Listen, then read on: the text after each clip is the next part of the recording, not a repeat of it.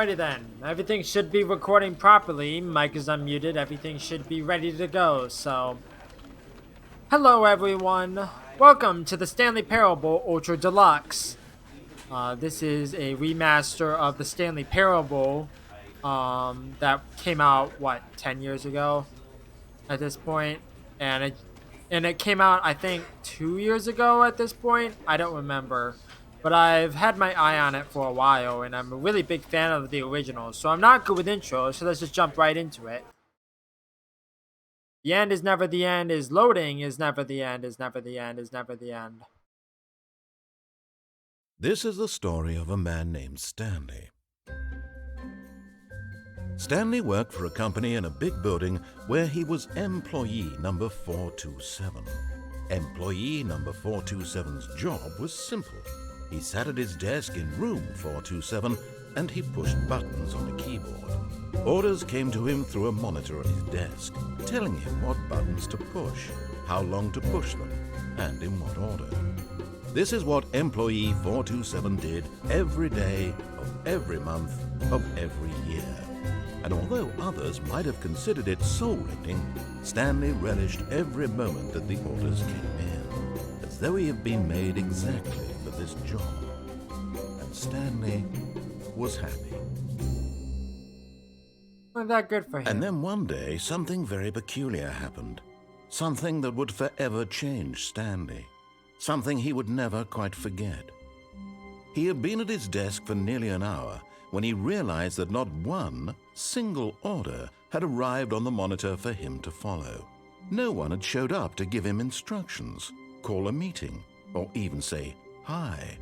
Never in all his years at the company had this happened, this complete isolation. Something was very clearly wrong.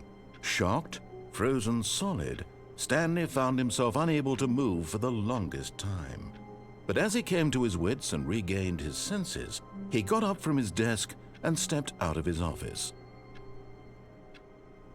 Alrighty then, jump right into it. I hate Mondays. Okay, Garfield. But Stanley simply couldn't handle the pressure. What if he had to make a decision? What if a crucial outcome fell under his responsibility? He had never been trained for that. No. This couldn't go any way except badly. The thing to do now, Stanley thought to himself, is to wait. Nothing will hurt me. Nothing will break me. In here I can be happy forever. I will be happy. Stanley waited. Hours passed, then days. Had years gone by? He no longer had the ability to tell. But the one thing he knew for sure, beyond any doubt, was that if he waited long enough, the answers would come. Eventually, someday, they would arrive. Soon, very soon now, this will end. He will be spoken to. He will be told what to do. Now it's just a little bit closer. Now it's even closer. Here it comes.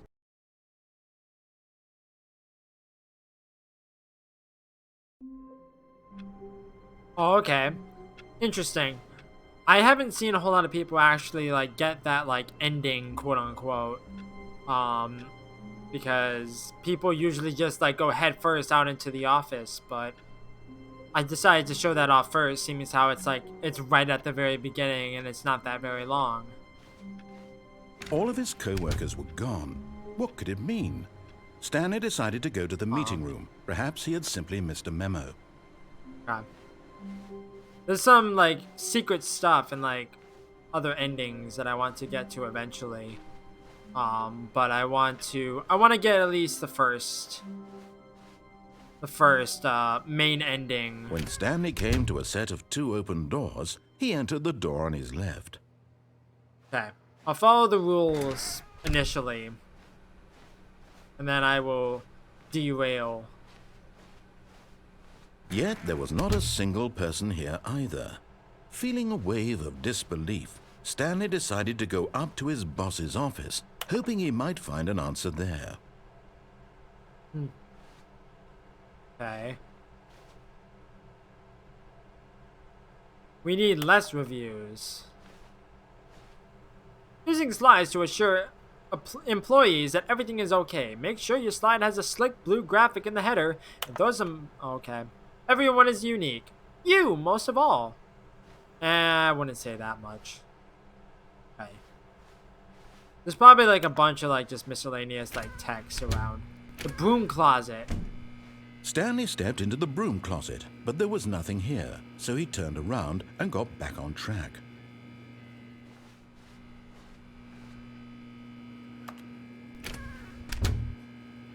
No. There was nothing here. No choice to make, no path to follow, just an empty broom closet. No reason to still be here. The broom closet ending is my favorite.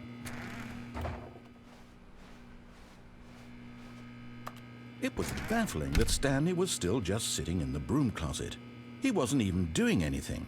At least if there was something to interact with, he'd be justified in some way. As it is, he's literally just standing there doing sweet FA. Does FA mean fuck all? I'm not entirely sure. I don't know what FA means. Are you really still in the broom closet? Yes. Standing around doing nothing? Yes. Why? Please offer me some explanation here. I'm genuinely confused. Because it's my favorite ending.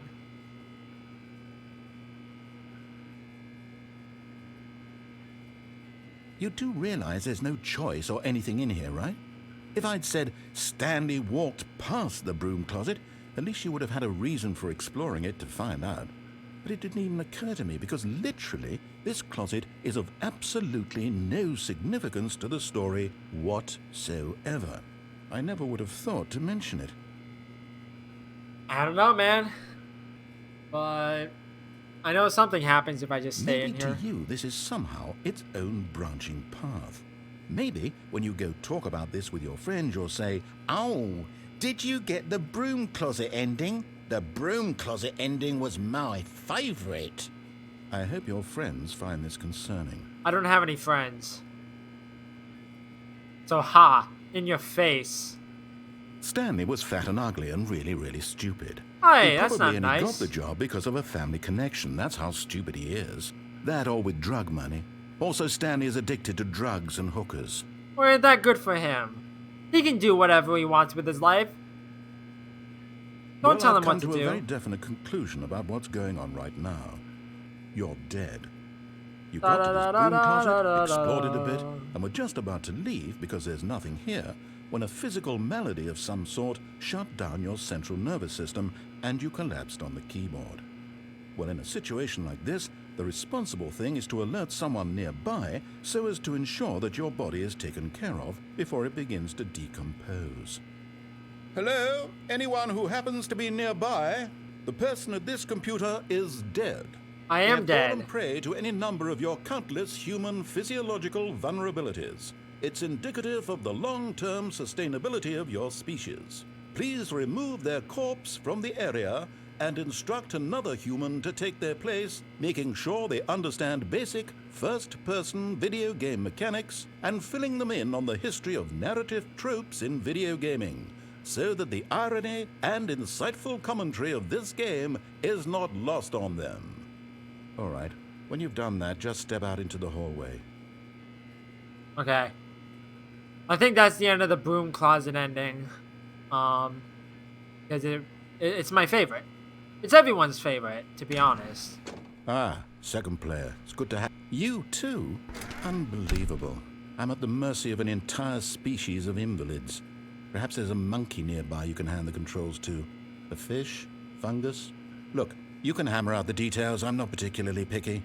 I'll just be waiting for when you're ready to pick up the story again. Nice. Okay, now I think that's the end of the broom closet ending, but I could be wrong.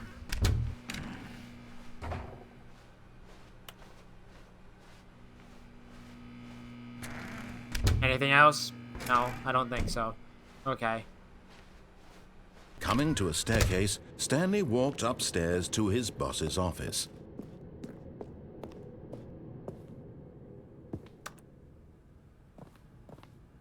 The executive bathroom. Ooh. To be rich, is it a crime? To commit crimes, isn't it rich? What a life it would be to have to pick just one. Extreme bathrooms and Time magazines. What does that say? I can't tell.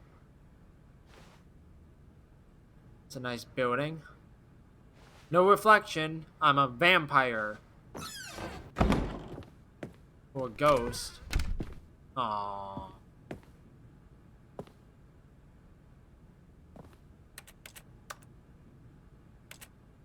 Nothing. Nothing here at all.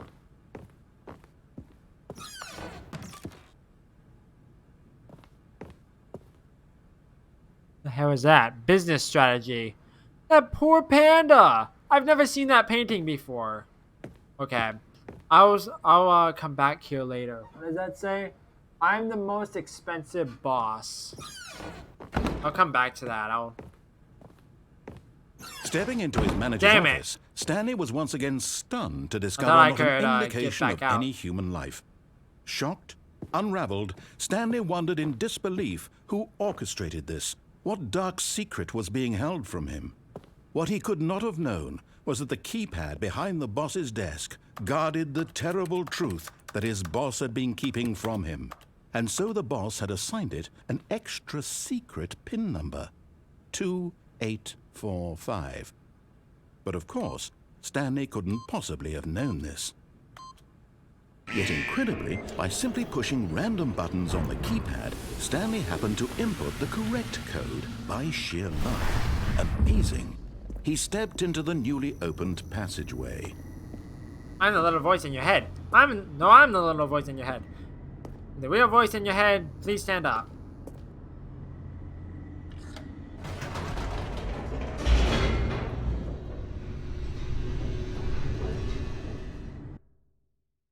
Loading. The end is never the end. Descending deeper into the building, Stanley realized he felt a bit peculiar. It was a stirring of emotion in his chest, as though he felt more free to think for himself, to question the nature of his job. Why did he feel this now, when for years it had never occurred to him? This question would not go unanswered for long. Righty then.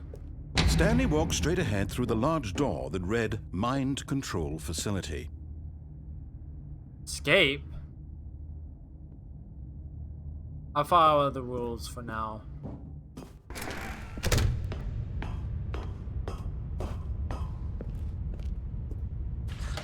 The lights rose on an enormous room packed with television screens. What horrible secret did this place hold? Stanley thought to himself. Did he have the strength to find out? Probably not, no.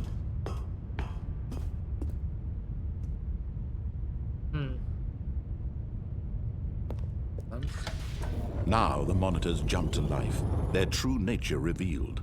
Each bore the number of an employee in the building. Stanley's It's my office right there, right? The lives of so many 427 or individuals reduced to images on a screen, and Stanley, one of them, eternally monitored in this place where freedom meant nothing.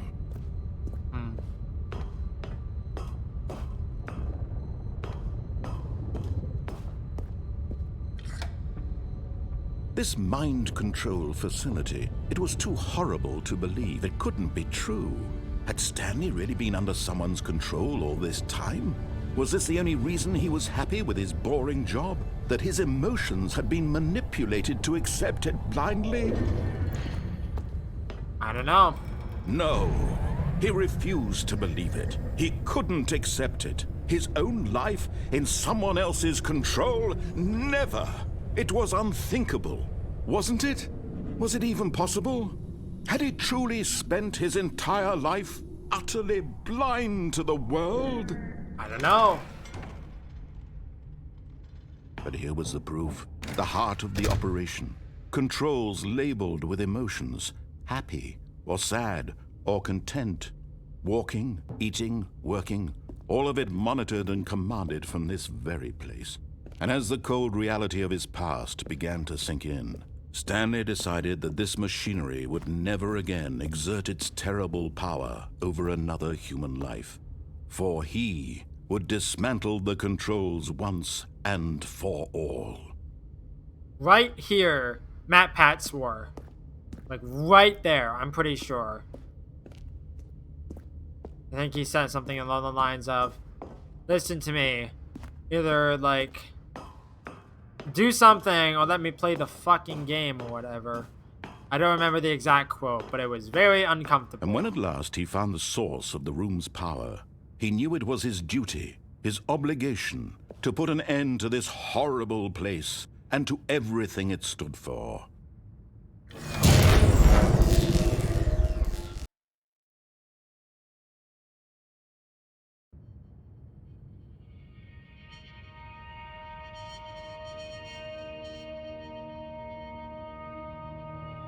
Blackness and a rising chill of uncertainty.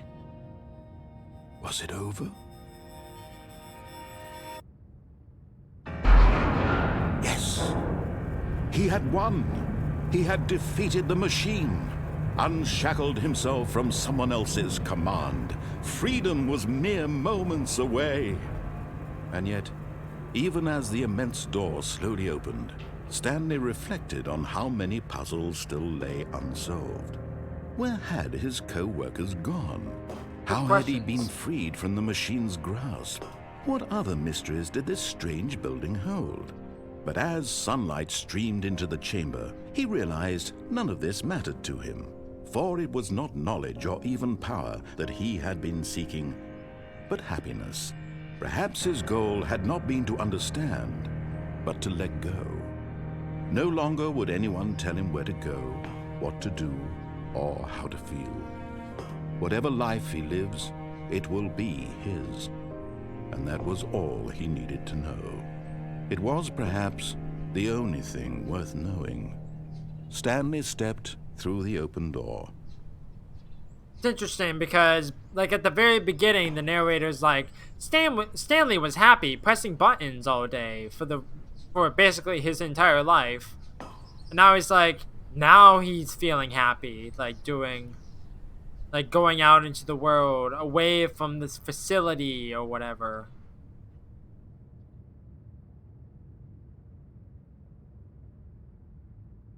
I feel like something was supposed to happen and it didn't.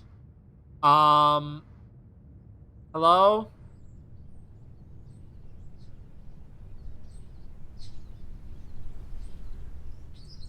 I feel like there was supposed to be a cutscene. Uh-oh.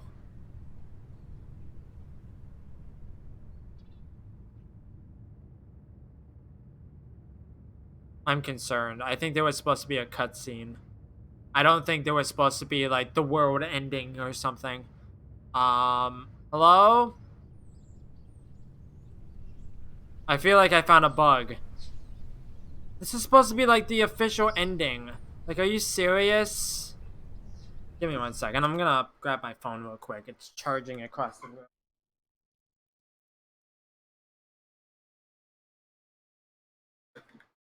The game is now paused.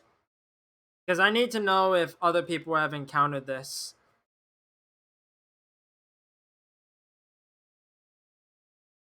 You think it would be, like, patched out, but it's not.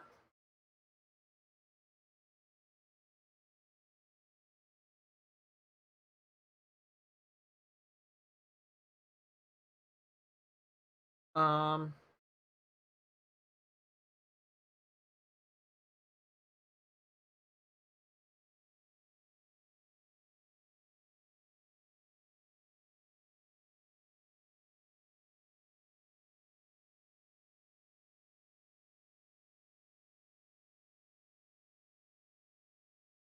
Player can fall to the floor without dying. This glitches out the game, but the narrator doesn't respond. Soft lock is replaced with the bottom of the mind control facility ending.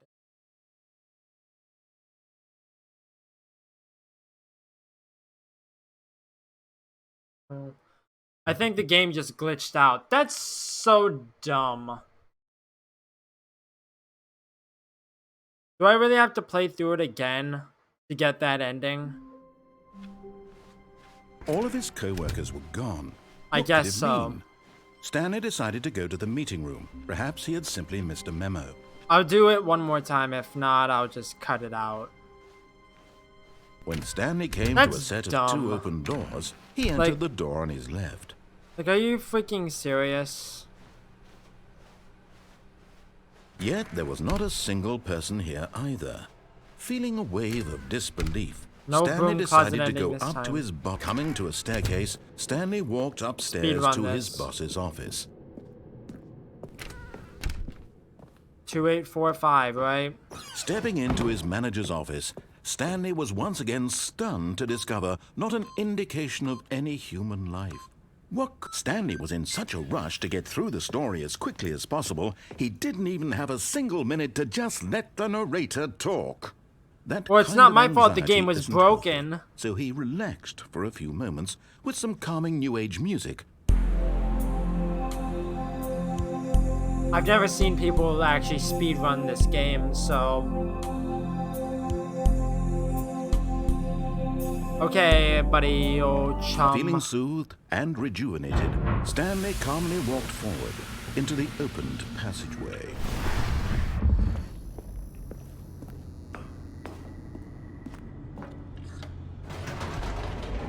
Hopefully it doesn't glitch out this time. Because it shouldn't have glitched out in the first place. I know I get an achievement for getting, like, your first ending or whatever. Stanley walked straight ahead through the large door that read Mind Control Facility.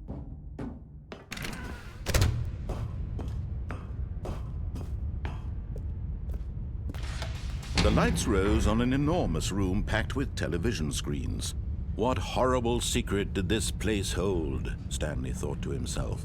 Did he have the strength to find out?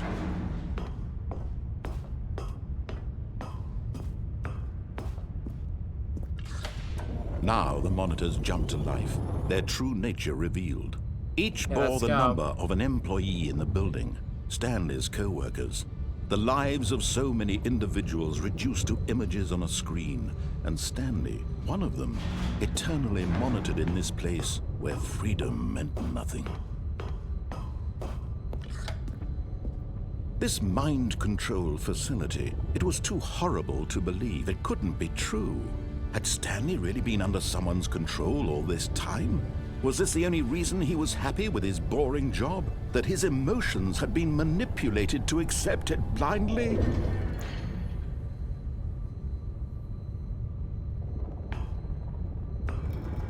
No, he refused to believe it. He couldn't accept it. His own life in someone else's control? Never!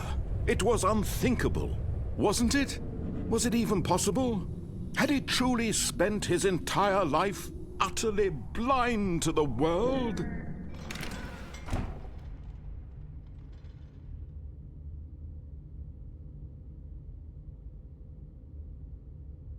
But here was the proof. The heart of the operation. Controls labeled with emotions. Happy, or sad, or content. Walking, eating, working. All of it monitored and commanded from this very place. And as the cold reality of his past began to sink in, Stanley decided...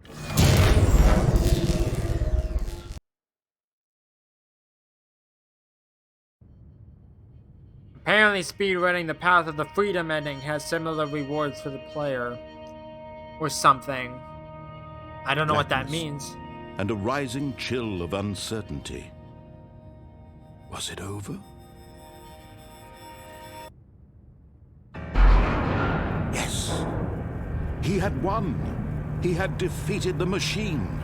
Unshackled himself from someone else's command. Freedom was mere moments away. And yet, even as the immense door slowly opened, Stanley reflected on how many puzzles still lay apparently there's an unsolved. achievement for Where this had ending. his co-workers gone? Or like, How had he been speedrunning freed from it. the machine's grasp? What other mysteries did this strange building hold? Please don't glitch But on as me this sunlight time. streamed into the chamber, he realized none of this mattered to him. For it was not knowledge or even power that he had been seeking, but happiness. Perhaps his goal had not been to understand, but to let go. No longer would anyone tell him where to go, what to do, or how to feel. Whatever life he lives, it will be his. And that was all he needed to know. It was perhaps the only thing worth knowing. Stanley stepped through the open door. Stanley There we felt go. the cool breeze. Why did it upon glitch his out skin, before? the feeling of liberation, the immense possibility of the new path before him. This was exactly Well, it's the good way, to know that the right world now, just ends. that things were meant to happen. And Stanley was happy. There we go.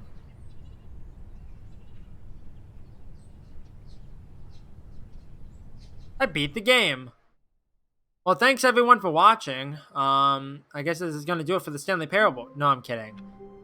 There is more stuff to see. All of his co-workers were gone. What could it mean? Oh, please. Are you really just doing this for the achievement? Yes. Click a door 5 times. Is that all that you think an achievement is worth? No, Yes.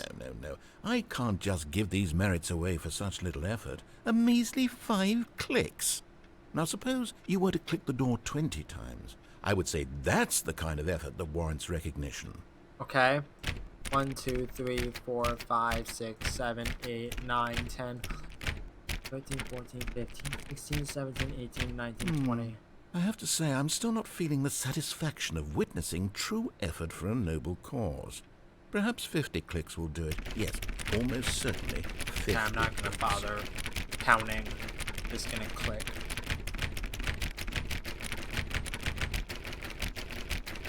No, I'm still not feeling it. I want this achievement to have meant something. It has to be a true reward for valiant effort. I want to see some hustle, Stanley. Okay. I want to see commitment, a willingness to go all the way, no matter what the cost. Why don't you go put 20 clicks into door number 417? 417. I can do that. Yeah. I think it's over this way. Here. Oh, great. Now, go click a few times on door 437. Is it back this way? No, this goes back that way. Okay. 437. Where is 437 at? Well, this goes that way. Where's 437? Don't know. 437. Oh, here. Excellent. I think we're getting somewhere. Now, door 415. Let's give it 10 clicks or so. 415. 415. I can do that. 415. It's over this way. Right here. Now, back to door number 437. Really feeling it, Mr. Krabs. Are you feeling it now, Mr. Krabs? I'm not sure. Let's see. How about you click on, well, I don't know, the copy machine? All right, back to room 417. I'm really feeling it now. I think we're getting somewhere. Yeah, we can do this.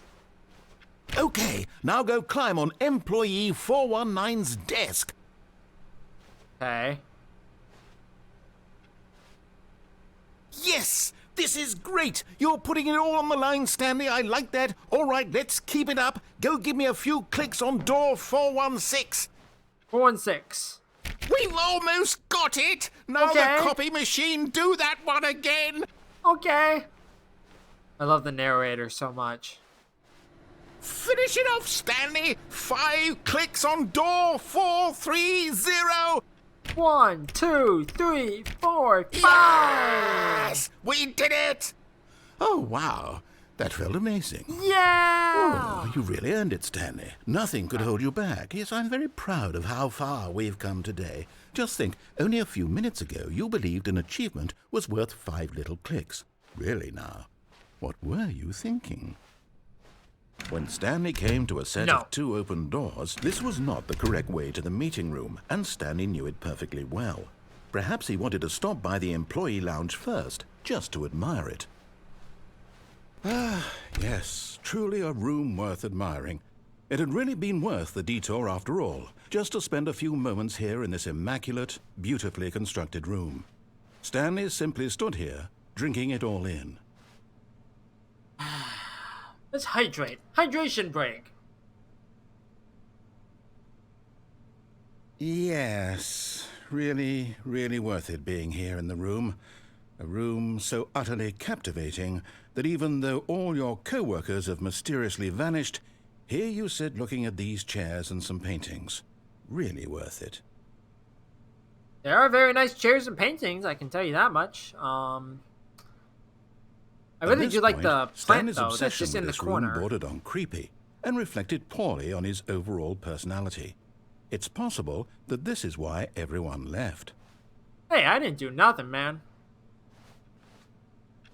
Cold drink. $1.25. Stanley sat around waiting for more dialogue. But when a long time had passed and there was no more, he decided that the game was trying to send him a message. I don't know what message the game is trying to send, because this room is very nice. I really do like this room. This room is very cool. There's a notepad. I don't know what that's about. Oh, it's a working clock. I don't know what the real life time has to do with anything. I had to put it in before I started up the game, but I'm not entirely sure. Can I drink the coffee? No? Okay. But at last, he'd had enough of the amazing room and go took back. the first open door on his left to get back to business. No. Stanley was so bad at following directions, it's incredible he wasn't fired years ago. Oh, okay. Now getting in that door. The door over there. Alrighty then. Warning, do not jump from the cargo lift while it is in motion. Will cause death. Penalty for misuse of cargo lift, $1,000. Penalty for jumping off the cargo lift, $5,000. Also death. Look, Stanley, I think perhaps we've gotten off on the wrong foot here. I'm not your enemy, really, I'm not. I realize that investing your trust in someone else can be difficult, but the fact is that the story has been about nothing but you all this time. There's someone you've been neglecting, Stanley. Someone you've forgotten about. I'm not gonna jump yet. Please, stop trying to make every decision by yourself. Now, I'm not asking for me, I'm asking for her. This is it, Stanley. Your chance to redeem yourself, to put your work aside, to let her back into your life. Ooh. She's been waiting.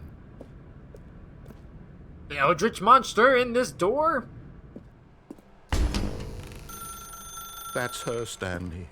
You need to be the one to do this, to reach out to her. If you can truly place your faith in another, then oh, no, you can't. You just unplug the phone? No, that wasn't supposed to be a choice. How did you do that? You actually chose incorrectly? I didn't even know that was possible. Let me double check. No, it's definitely here, clear as day. Stanley picks up the phone. He's taken to his apartment where he finds his wife, and the two pledge themselves to one another. Music comes in, fade to white, roll credits. Not picking up the phone is actually somehow an incorrect course of action. How is that even possible? None of these decisions were supposed to mean anything. I don't understand. How on earth are you making meaningful choices? What did you... Wait a second. Did I just see... No, that's not possible. I can't believe it. How had I not noticed it sooner? Why? You're not Stanley. You're a real person. Yeah. I can't believe I was so mistaken. This is why you've been able to make correct and incorrect choices. And to think I've been letting you run around in this game for so long. If you'd made any more wrong choices, you might have negated it entirely. It's as though you completely ignored even the most basic safety protocol for real-world decision-making. Or did you not grasp the severity of the situation? Well, I won't have that kind of risk on my watch. I'm going to stop the game for a moment so we can educate you properly on safe decision-making in the real world. Please observe this helpful instructional video. Choice. It's the best part of being a real person. Wow. But if used incorrectly, can also be the most dangerous. For example, in this scenario, a hypothetical real person named Rupert has a choice. He could invent a machine that eliminates food shortages across the world to make life better for all people. Or he could spend years of hard work forgetting how to read. Which choice would you make? Remember that unlike here, the real world makes sense, and at no time should you Sense. make a choice that does not conform to rational logic. If you find I yourself was gonna speaking say with a person fish. who does not make sense, in all likelihood, that person is not real. Allow the person to finish their thought, then provide an excuse why you cannot continue talking. Turn to a partner and practice saying, "My goodness, is it 4:30? I'm supposed to be having a back, sack, and crack." What the hell does that mean? Excellent. Making choices on a regular basis is the best part to a healthy decision-making process. Most medical professionals recommend making at least 8 choices per day. Do you make more than 8? Less? And finally, if you begin to wonder if your choices are actually meaningful and whether you'll ever make a significant contribution to the world, just remember that in the vast infiniteness of space, your thoughts and problems are materially insignificant, and the feeling should subside. At this time, your instructor will guide you in an exercise to test and reinforce the material covered in this video. Ah, welcome back. Oh. You may have noticed that this room has begun to deteriorate as a result of narrative contradiction. But not to worry. Now that you're properly informed on good decision-making, we're going to revisit a choice you made just a few minutes ago and see what the correct thing to do would have been. This way, please. Okay.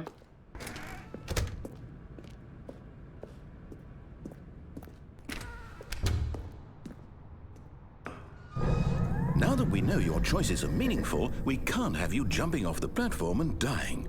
Imagine the main character dying senselessly halfway through the story. That story would make no sense at all. We just need to get you home as soon as possible before the narrative contradiction gets any worse. Unfortunately, it seems this place is not well equipped to deal with reality.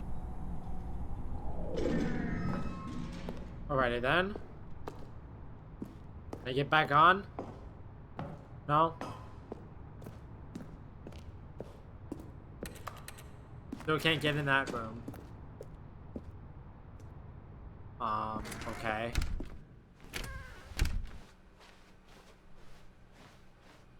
Well, that door was closed now. So where are we going? Almost there. You'll take the door on the left, back to the correct ending, the story will have resolution once again, and you'll be home free in the real world. Now remember, all you need to do is behave exactly as Stanley would.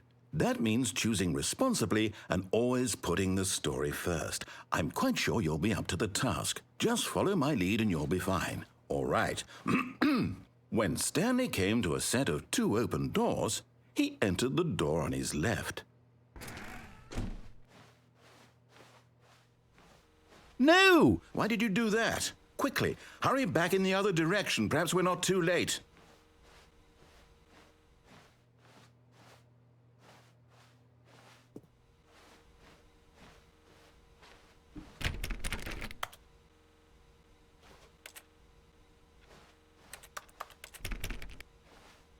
I don't think there's anything I can do here.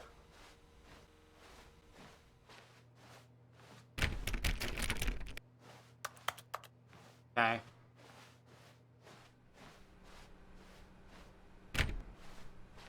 The door's still open.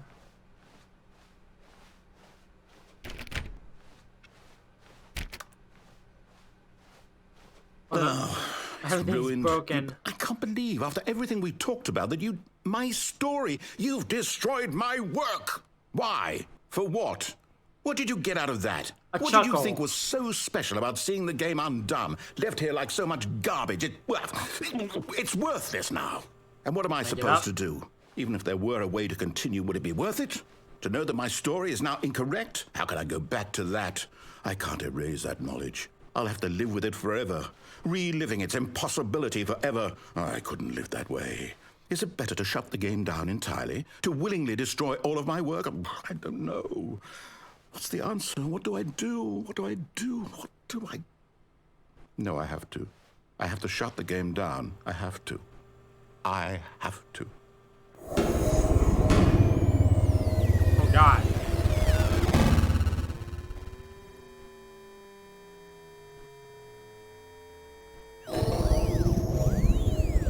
What the hell is happening? Oh, I'm here. I'm still here. Here in this pile of rubbish. With you. You, who thought you were so clever. Now look where we are. My entire game is destroyed. It was the only thing in the world that was mine, and you've run it into the ground. What, did you think that would be funny? Yes. You just had to see? Yep. Didn't I impress upon you how important it was to be like Stanley? I'm not Stanley. He actually knows how to do what I tell him to. He understands that if I say to do something, there's a damn good reason for it. That thought hadn't even occurred to you, had it? Nope. That there's a world outside of you? Yep. You're a child. Uh-huh. We're all children in the bigger scheme of story. If you'd just gone through the door on the left, you would have seen it. There was a whole underground facility. You would have destroyed it and been victorious. It would have been so perfect. I worked so hard on it. I tried so hard to make... behave exactly as Stanley would. That means choosing responsibly and always putting the story first. I'm quite sure you'll be up to the task. Just follow my lead and you'll be fine. All right. When Stanley came to a set of 2 open doors, he entered the door on his left. No! Why did you do that? Quickly, hurry back. Behave exactly as Stanley would. That means choosing responsibly and always putting the story first. I'm quite sure you'll be up to the task. Just follow my lead and you'll be fine. All right. When Stanley came to a set of 2 open doors, he entered the door on his left. No. I refuse.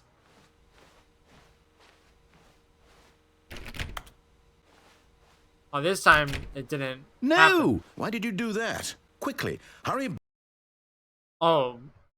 It seems like the game is a bit glitchy, but okay. That means choosing responsibly and always putting the story first. I'm quite sure you'll be up to the task. Just follow my lead and you'll be fine. All right. When Stanley came to a set of 2 open doors, he entered the door on his left. In. Let me in! Okay. I don't think going to the right is helpful anymore.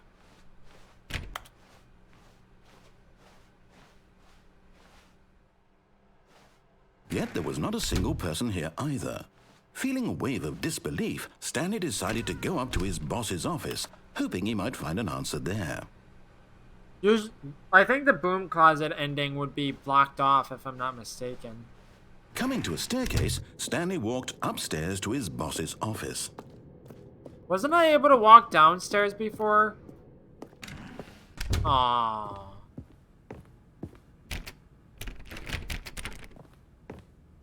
Oh, this is different. Stepping inside his manager's office, Stanley was once again stunned to discover not an indication of any human life.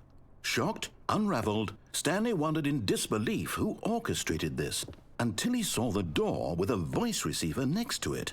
Surely behind this door lay all the answers to his questions. And beyond all probability, he knew the passcode. He had seen it on his boss's computer just last week. Nightshark 115. Was this the code to open the door? Would it still work? There was only one way to find out. Stanley had been trained never to speak up, but now he would draw from within himself the courage to face the unknown. He drew a sharp breath and then spoke the code. I can't speak, my dude.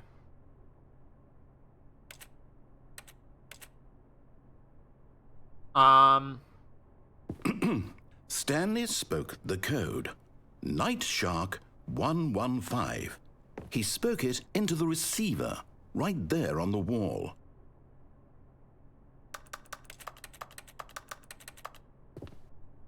I can't do anything. I'm sorry, is there a problem? Yeah, I'm mute. You didn't mishear me, did you?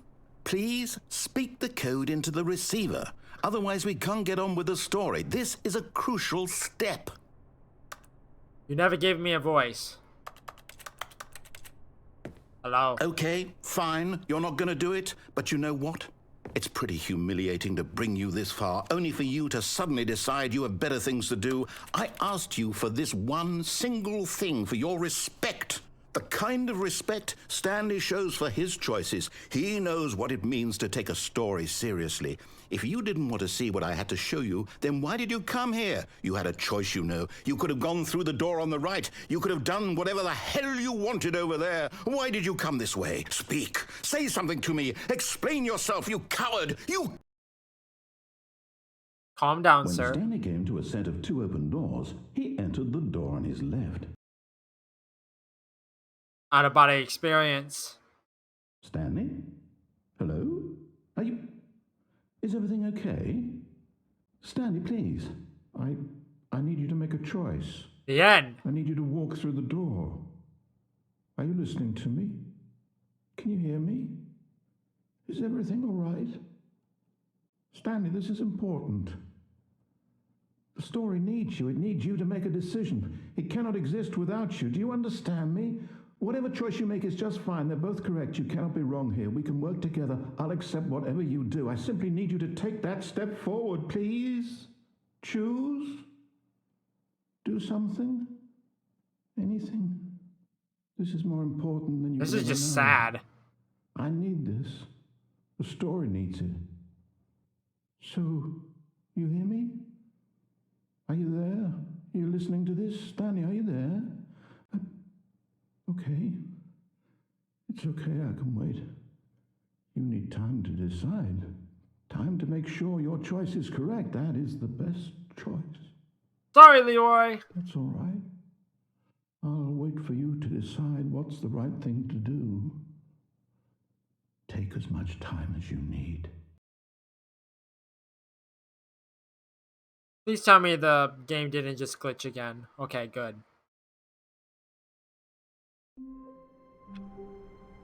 Interesting stuff. No commands. Already this was uncomfortable, and Stanley decided that as soon as he found a new space he felt safe in, that he would never leave it again in his life. Well, that's new. How do I, The end is never the end is never the end.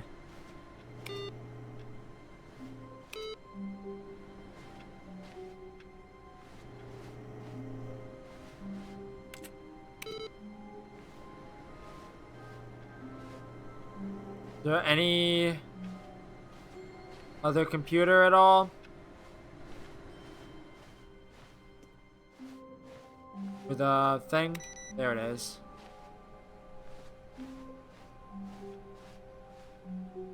Awaiting input. I don't know what that means.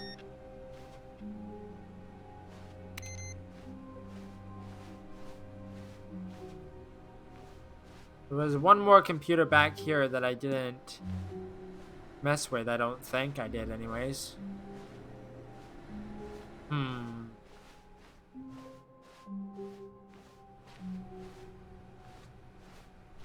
Yeah, I want to see what the deal with this input is. 419.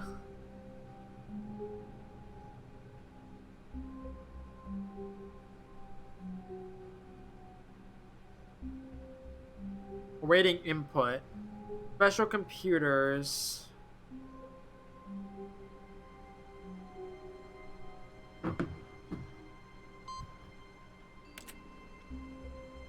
Okay. 423.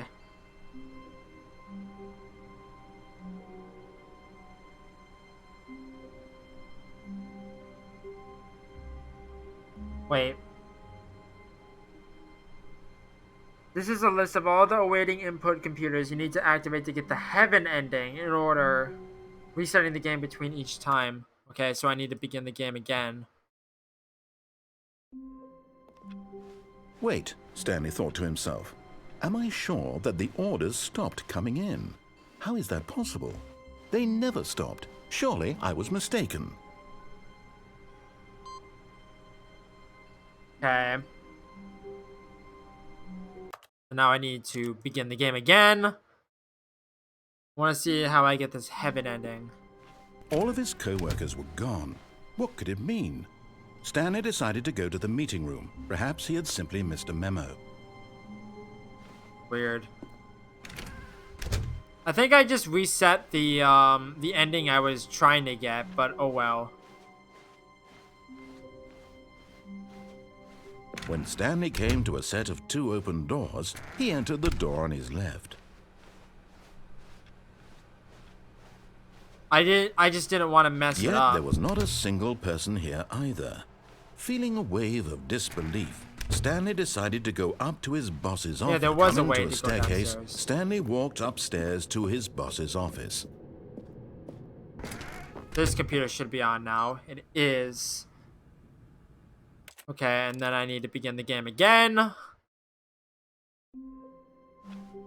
Just a step through this door, Stanley thought to himself, that's all I need. If I can make it through this door, I can make it through them all. Okay, 434. Where's 434? No Here. matter how hard Stanley looked, he couldn't find a trace of his co-workers. And then it's in my office.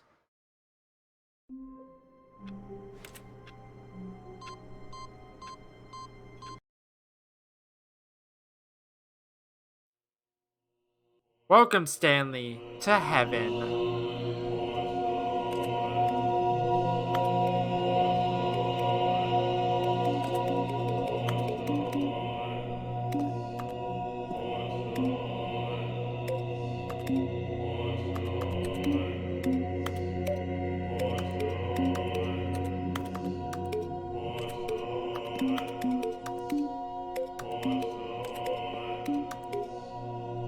You can't jump.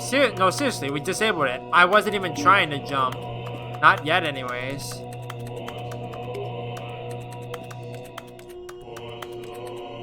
Okay.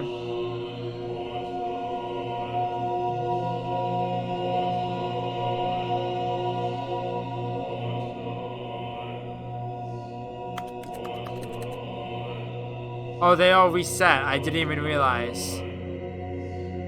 I wasn't paying attention. Okay, now what?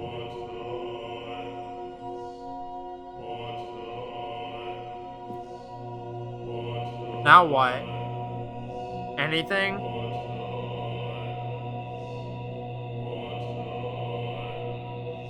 I think I just have to restart the game now. Okay. Interesting. That was the heaven ending. Whoa. All of his co-workers were gone. What could it mean? Is this like a Stanley random decided thing? to go to the meeting room. Perhaps he had simply missed a memo. I don't know.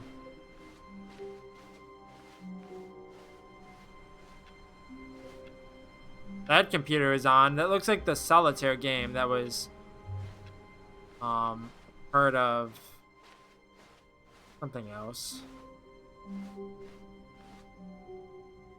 When Stanley came to a set of 2 open doors, he entered the door on his left. Okay. Okay, this time I want to go. Yet there was not a single other person room. here either. Feeling a wave of disbelief, Stanley decided to go up to his boss's office. Coming to a staircase, Stanley walked upstairs to his boss's office. I want to go through here if I can. I can.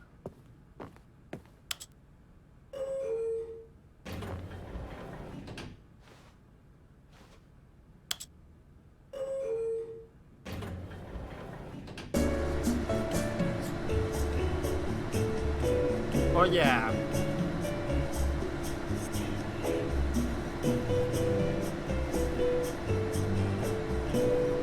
Get down and funky. Sounds like the narrator is going like, "Ooh, Stanley, da da da da da."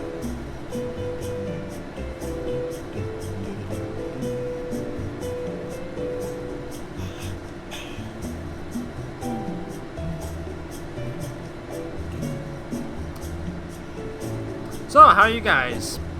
I hope you're all doing good today. Dum, dum, dum. Lovely weather we're having.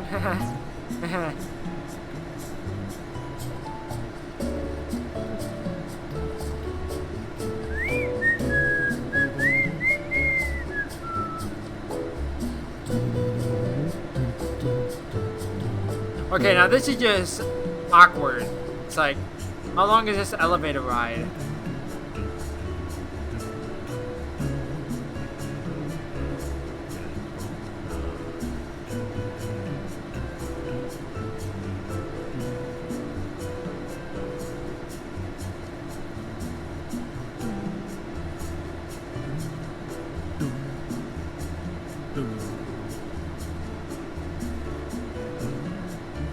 Oh, I need to actually go up. That's why. Had I known that, I wouldn't have done that. Okay, thank you so much, game.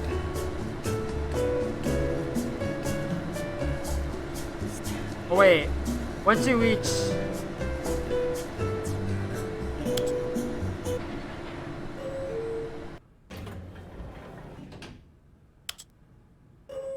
I'm so confused. Exit Stanley's office at the 2 doors, pick the one on the left. Continue to the boss's office and open the door. Once you reach the elevator, press the down button. Once the elevator has reached the bottom, press the up button. Repeat this a number of times. I'm so confused.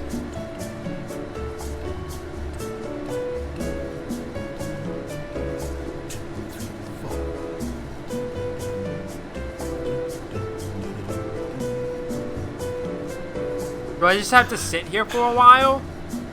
I don't know.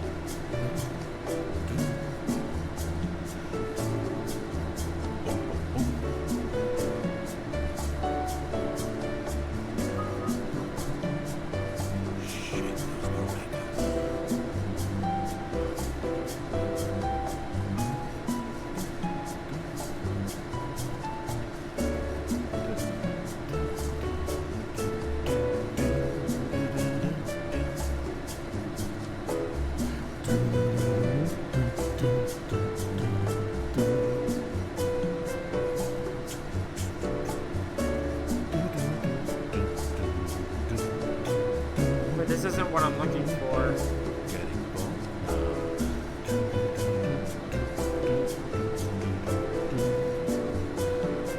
Elevator room. Oh, this is just... Is this just a room and I'm wasting my time? Pressing to the left after entering, there's an elevator with an up and down button on both the outside and inside. Pressing either of the outside buttons upon entering the room will open the elevator doors, and pressing one of the inside ones will start the elevator. It doesn't go anywhere. If you listen carefully, you can hear the narrator humming the elevator's tune. Oh, this is a waste of time. Okay. Okay. I thought that was gonna be actual, like, thing, but apparently I think not. we all know the drill by now. Blah, blah, blah. Dark secrets, the keypad. Stanley pushes some buttons. Oh, hey, look, it's a new passageway. Quelle surprise. Alrighty then. Don't need to be all snarky.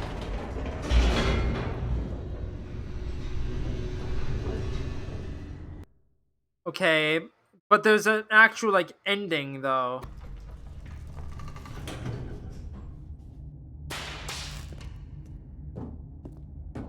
Regarding Stanley an elevator. walked straight ahead through the large But I don't know door how to that get read it. Mind Control Facility.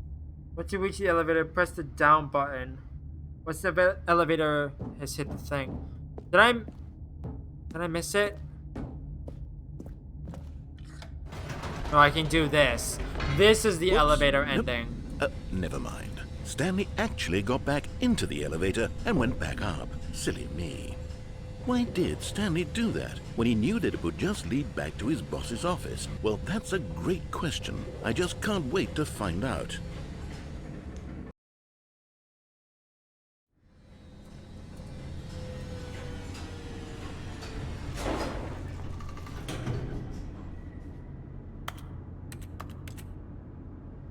Wait, hold on.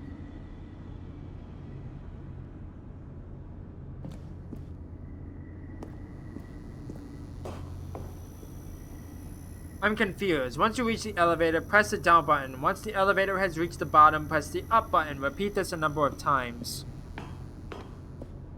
I can't, though. It won't let me. Oh, unless... I get it. I get it. I have to actually go through this entire section over and over. I understand. All of his co-workers were gone. What could it mean? Stanley decided to go to the meeting room. Perhaps he had simply missed a memo.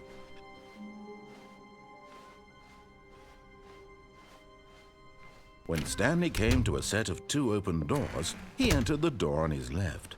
I understand. Yet there was not a single person here either. Feeling a wave of disbelief, Stanley decided to go up to his... Coming to a staircase, Stanley walked upstairs to his boss's office. Here's the door, just go.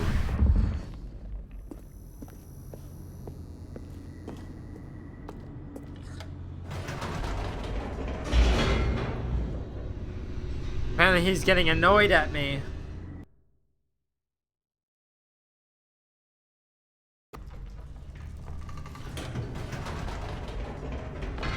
Whoops. Nope. Never mind. Stanley actually got back into the elevator and went back up. Silly me. Why did Stanley do that when he knew that it would just lead back to I thought his he would say boss's something office? different, Well, that's but a great question. I just clearly can't not. wait to find out.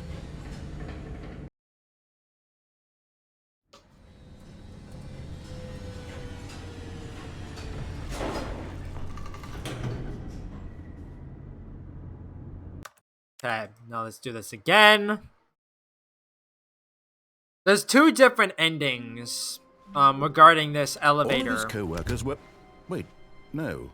This isn't the right office, is it? Is this Stanley's office? I know Stanley walks somewhere. I don't remember. I don't remember where. When Stanley came to a set of 2 open doors, he entered the door on his left.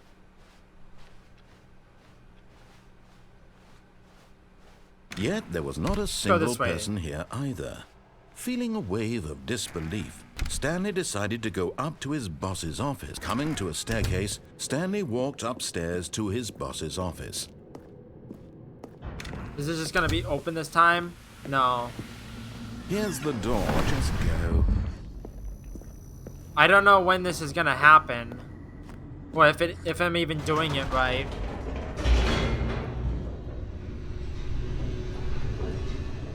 I'm probably not even doing it right. Because it just says, once you reach the elevator, press the down button. Once the elevator has reached the bottom, press the up button. Repeat this a number of times. Whoops. Nope. Am I doing something wrong? Stanley actually got back into the elevator and went back up. Silly me. I feel like I'm Why doing did something Stanley wrong, do but that I'm not when he entirely knew that it sure. would just lead back to his boss's office? Well, that's a great question. I just can't wait to find out.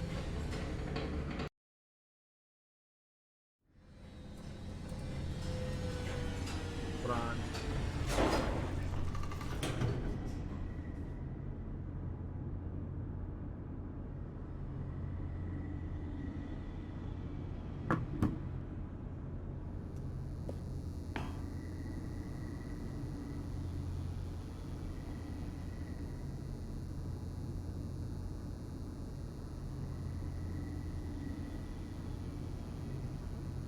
Apparently I was supposed to go back in the office.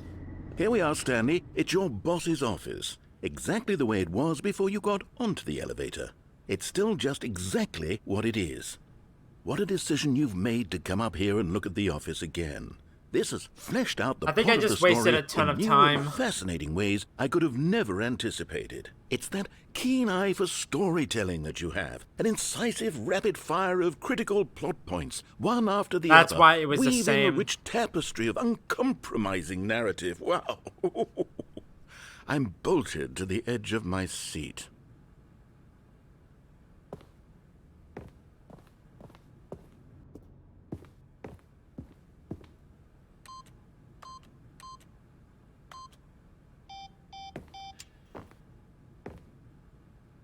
Okay.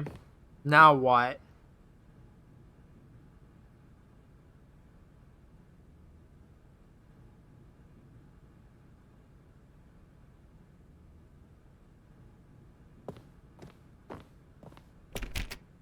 Now what? Unless now it... Oh, I understand. Incredible. Now he's getting back into the elevator and I'm going dumb. down again. I'm dumb. I thought I had to how does he restart keep the entire coming up with all game. of this? And now I go back up. I'm stupid. I just wasted a ton of time. Did you think we were going to go forward down the spooky corridor? No. It's time once again to go back up in the elevator. I can't even begin to grapple with what might be up there. Is it the boss's office again? Or what if it's the boss's office this time? The suspense is killing me. The guy didn't say to go back into the boss's office. He just said to go back up the elevator. It didn't say go into the office. That's what confused me. I just wasted a ton of time for no reason. Oh my god. It's the boss's office. This absolutely changes everything for me. Give me a time out here for a minute while I process this. Okay. That bird is very thirsty. He also has a very nice top hat. I think that's a top hat anyways. Okay, I'm ready. I'm prepared to embrace this stunning revelation and to move forward with... No, wait. No, I need more time to process. Okay. I'm just gonna vibe.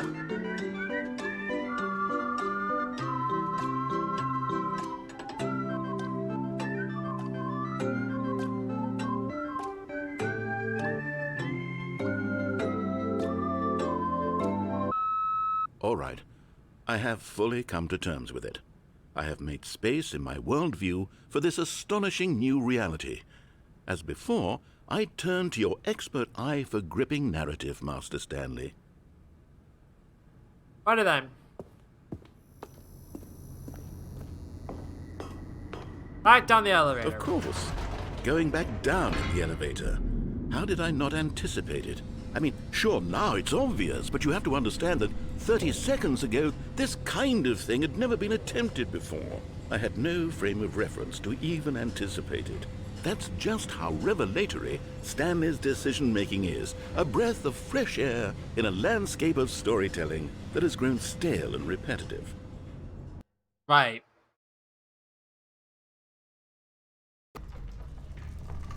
Back up we go.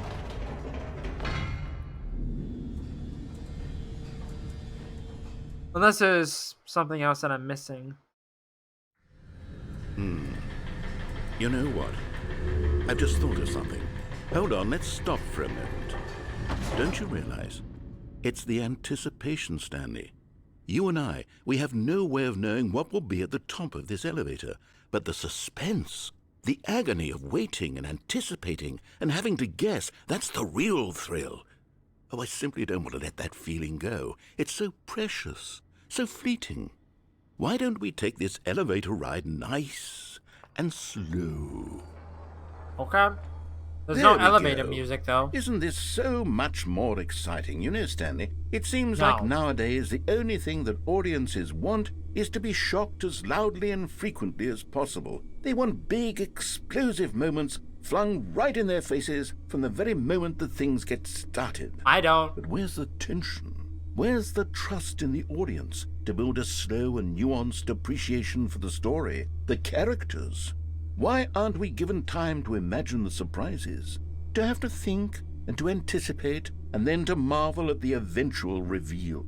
This is storytelling, Stanley. What you and I are doing right now. This is the most exciting narrative to be developed in years, and it's really all because of you. You're the one who took this bold step of revisiting the exact same locations over and over. Truly, I mean it. This is unique and different. It's not like anything else out there. You see, I want stories that surprise me, Stanley. I want to have to think.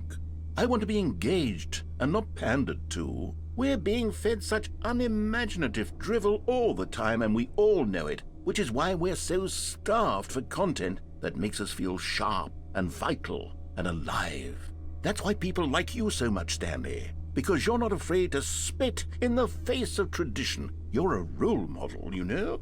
People look up to you. Which is why, oh, I didn't know when to spring this on you, but, well, I've gathered a little press conference for you, so that you can talk about your work and your storytelling. Oh, that's horrifying. And your life. Yes, I know you're not much for the public eye, but I thought it would especially mean a lot to the people who have been following you from the beginning. They really look up to you, Stanley. I don't know if you realize the impact you have on them. This is the kind of gesture that might leave a tremendous impact on them for the better. Oh good, we're here. That's Okay, horrifying. the room where we're holding the press conference should be just around the corner here somewhere. As like, as a social introvert, I hate public speaking. But this is getting me out of my comfort zone. World's healthiest human being. All tricks revealed. Salad. How we did it. The pyramids. Live. The guy who went to Mars. All eyes on Stanley. Get your freaking hands up. Get on out of your seat. All eyes on Stanley. All eyes on Stanley. An evening with World Peace Baby. Ah, yes, here it is, Live just on through this stage. door. A Q&A with the world's first sentient machine. All right, are you ready? I've Welcome, told them Stanley. you're going to speak a little bit about the nature of surprise in storytelling and what it means to craft a truly unpredictable narrative. Oh, don't worry, you'll do great. Just be yourself and speak from the heart. I'm really proud of you, Stanley. Okay, it looks like they're ready for you. Go get 'em. 427. Break a leg, champ, your boss. Stanley. My true love for you grows every day. You make me feel alive. Your wife from the department ending. Oh, that's the one where it's like they ring the phone, right?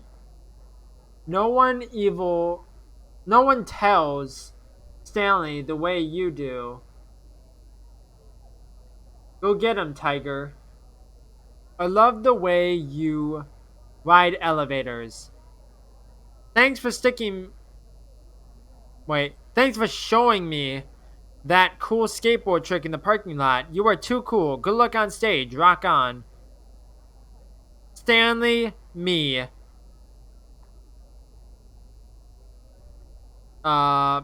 Something age 6. Okay. Go do this press conference.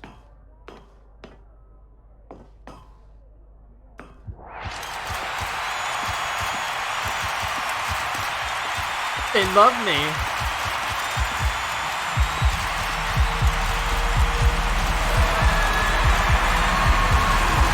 It's horrifying. That's horrifying.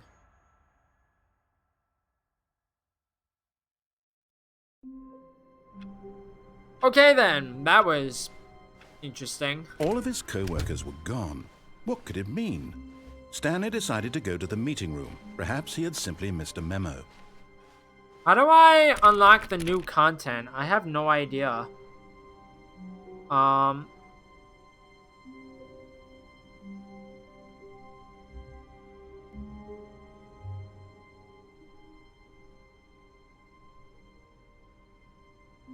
It's unclear what triggers the route to this ending, but it may be linked to completing a certain amount of endings. After a restart, a new door labeled new content in the home. Yeah, but I'm not at that point yet, apparently. When Stanley came to a set of 2 open doors, he entered the door on his left. Okay. I want to go This this was way. not the correct way to the meeting room, and Stanley knew it perfectly well. Perhaps he wanted to stop by the employee lounge first, just to admire it. Wow. Yes, this room. But eager to get back to business, Stanley took the first open door on his left. I'm gonna go do the other ending that was over there. Stanley was so bad at following directions, it's incredible he wasn't fired years ago. I'm not gonna unplug the phone this time. Look, I want to do Stanley, the I wife think perhaps ending. we've gotten off on the wrong Whatever. foot here. The department I'm ending. not your enemy, really, I'm not. I realize that investing your trust in someone else can be difficult, but the fact is that the story has been about nothing but you. And then next time I will do that. There's someone you've been neglecting, Stanley. Someone you've forgotten about. Please, stop trying to make every decision by yourself. Now, I'm not asking for me. This is it, Stanley. Your chance to redeem yourself. To put your work aside. To let her back into your life. She's been waiting. That's her, Stanley. I like how I was You behind need to be it. the one to do this. To reach out to her. If you can truly place your faith in another, then pick up the phone.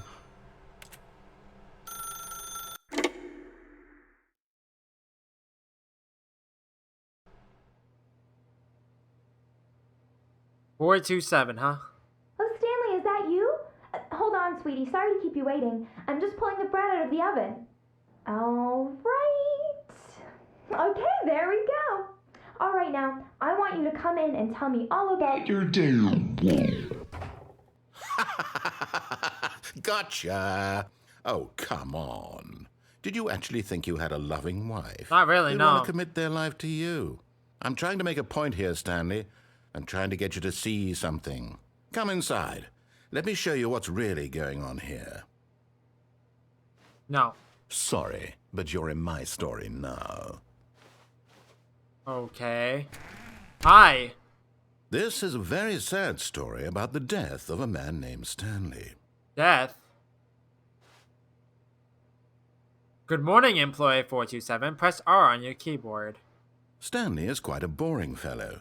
He has a job that demands nothing of him, and every button that he pushes is a reminder of the inconsequential nature of his existence. Please press M. Okay. Look at him there, pushing buttons, doing exactly what he's told to do. Now he's pushing a button. Now he's eating lunch. Now he's going home. Now he's coming back to work. One might even feel sorry for him, except that he's chosen this life. Please press X. But in his mind, in his mind he can go on fantastic adventures. From behind his desk, Stanley dreamed of wild expeditions into the unknown, fantastic discoveries of new lands.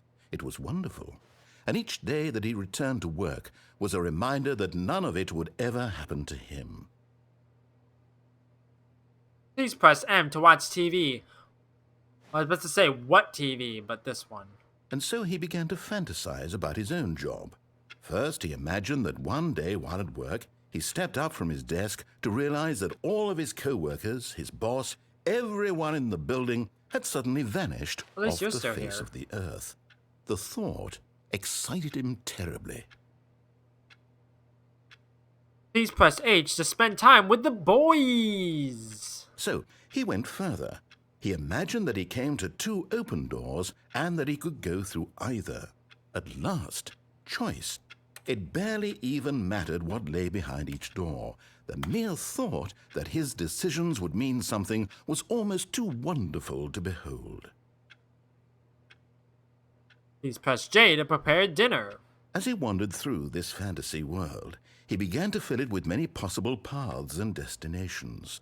Down one path lay an enormous round room with monitors and mind controls.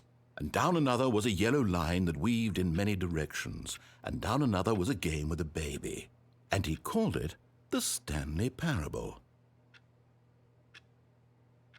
Press P to tell your kids a story. I don't have kids. If I don't have a wife, how do I have kids?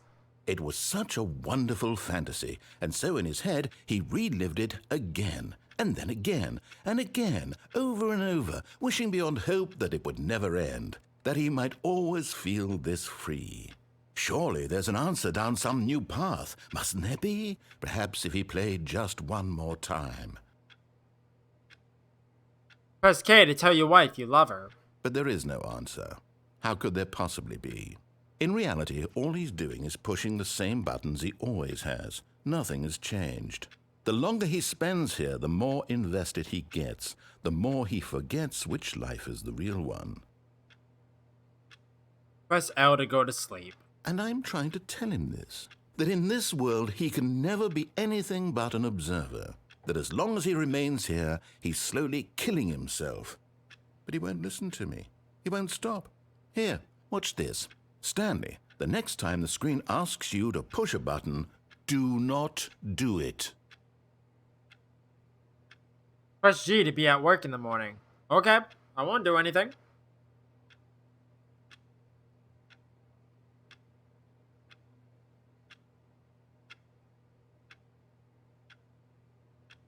Something gonna happen? You told me not to do anything, so I'm listening. Okay, fine. You see? Can he just not hear me? How can I tell him in a way that he'll understand that every second he remains here, he's electing to kill himself? How can I get him to see what I see? How can I make him look at himself? Question nothing. I suppose I can't. Not in the way I want him to. But I don't make the rules. I simply play to my intended purpose, the same as Stanley. We're not so different, I suppose. I'll try once more to convey all this to him. I'm compelled to. I must. Perhaps, well, maybe this time he'll see. Maybe this time. And I tried again. Please and Stanley die. Pushed a button. And I tried again. And Stanley pushed a button. And I tried.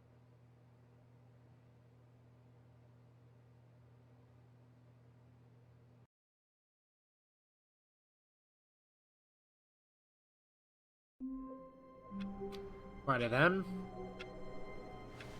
Oh, this is still here. Okay.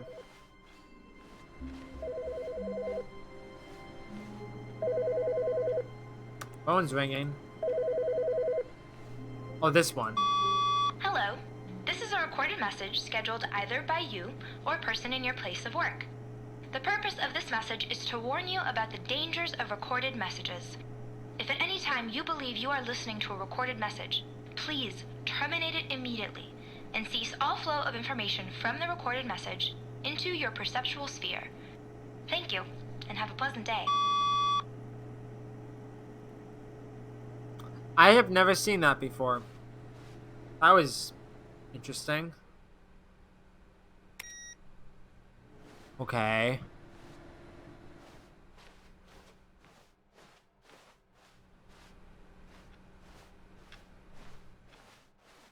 I don't know how to get the new content. It's part of like the Ultra Deluxe. To a set of 2 open doors. This was not the correct way to the meeting room, Okay, I wanna... and Stanley knew it perfectly well. Perhaps he wanted to stop by the employee lounge first, just to admire it. I want to jump off the lounge edge was this sublime, time around. a work of art. But eager to get back to business, Stanley took the first open door on his left. Stanley was so bad at following directions, it's incredible he wasn't fired years ago. Look, Stanley, I think perhaps we've gotten off on the wrong foot here. I'm not your enemy, really, I'm not. I realize that investing your trust in someone else can be difficult, but the fact is that the story has been about nothing but you all this time. There's someone... What? Really? I was in the middle of something. Do you have zero consideration for others? Nope. Are you that convinced that I want something bad to happen to you? Yes. Well, I don't know how to convince you of this, but I really do want to help you, to show you something beautiful. Look, let me prove it. Let me prove that I'm on your side. Give me a chance. Now listen carefully, this is important. Stanley walked through the red door. So I can either take the red pill or the blue pill. I'm gonna do the blue pill. Aha, perhaps you misunderstood.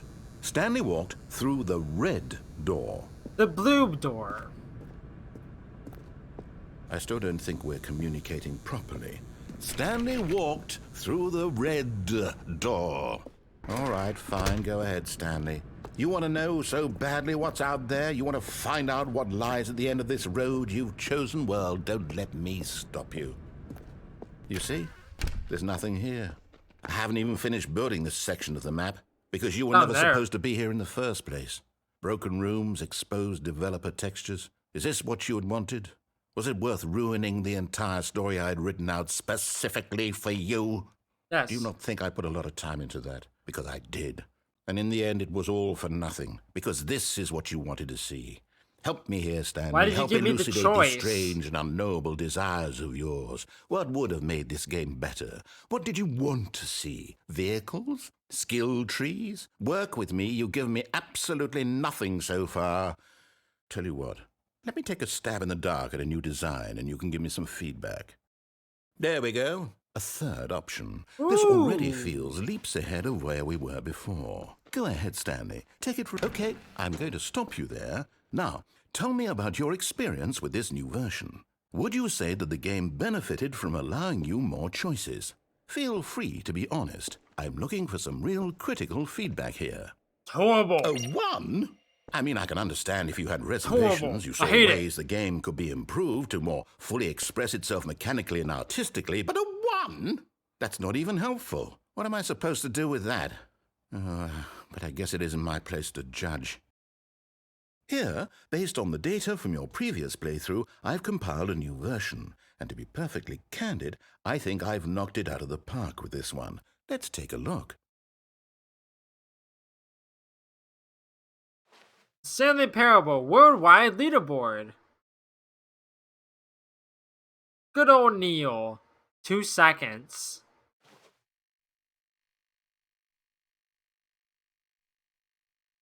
Did you know that 21.3% of players skip the intro sequence? Only the worst 3% of players chose the blue door. How rude. How long did it take you to get to the correct door? Compete against others to improve your worth, I guess. 7 hours, 37 minutes, and 22 seconds. Really? 98.9% of players are more attractive than Stanley. That 1.2% of people, I feel them. Okay.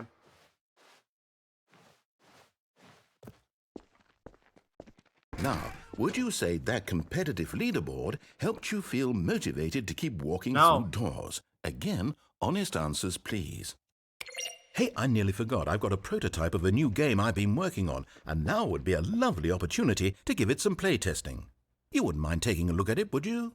Perfect. Let me boot it up. In this game, the baby crawls left towards danger. You click the button to move him back to the right, and if he reaches the fire, you fail. It's a very meaningful game. I think you have to do this for like 4 hours for an achievement. Endlessly confronting the demands of family life. I think the art world will really take notice. But of course, the message of the game only becomes clear once you've been playing it for about 4 hours. So why don't you give it 4 hours of play to make sure it's effective? Be sure to keep notes on your experience. Bye, baby. Bye. Bye-bye. You heartless bastard. Did you do it because you hate babies or purely to spite me? Both. Because if it's the latter, well, I don't know what to do. I'm completely out of ideas. I can't think of a single thing that might improve the experience for me. I'm not even going to try. I'm out. I'm done. It's over.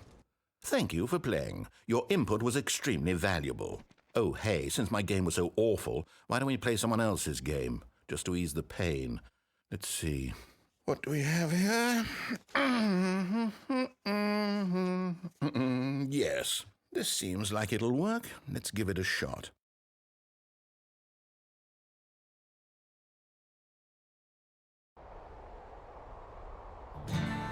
Aha! Fascinating. What do you think this game is about, Stanley? What's our backstory? What is our motivation? Well, it seems obvious to me that you are meant to play as a creepy man spying on innocent civilians below you from up high in your creep tower, perhaps for some sort of twisted, erotic purpose. I've never seen this before. Yes, that must be it. What a fascinating venture into the experience of total mental depravity. So far, I love everything about this game, Stanley, and it seems there's even more. Come, let's venture outward and see what else is out there. Give me 1 second. My computer battery is starting to become issues. Okay. I believe this is reference to Firewatch, but I could be wrong.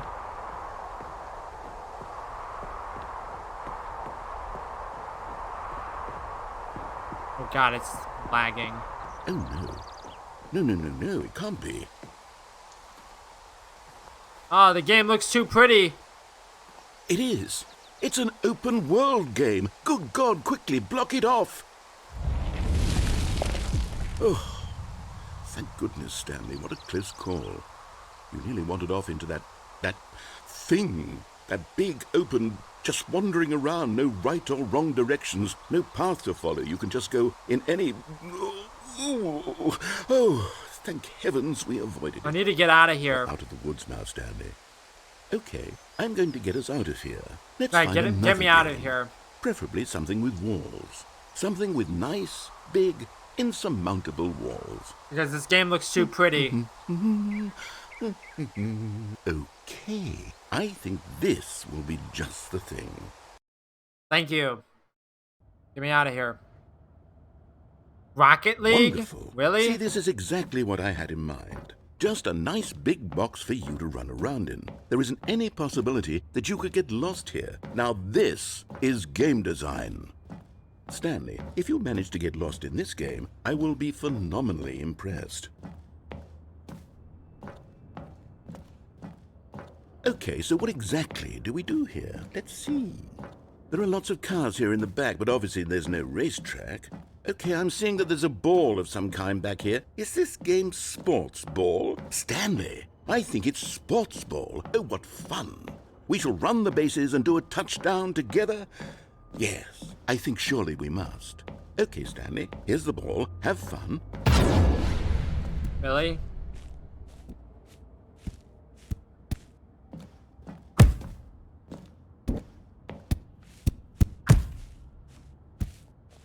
This is so much fun. Are you doing it? Are you winning? Is this fun? Is it better than my miserable little story that I worked so hard on? Stanley, I have a thought, and I realize I'm not a sportsologist, but if one ball generates a certain amount of raw adrenal pleasure, then surely multiple balls makes for an even more euphoric sports experience. I'm going to try it out. Here comes another ball. Yes! Oh goodness, that really does feel amazing, doesn't it? Stanley, I'm like a child in a confectionery shop. I simply have to have more. I'm insatiable. More balls! Oh god.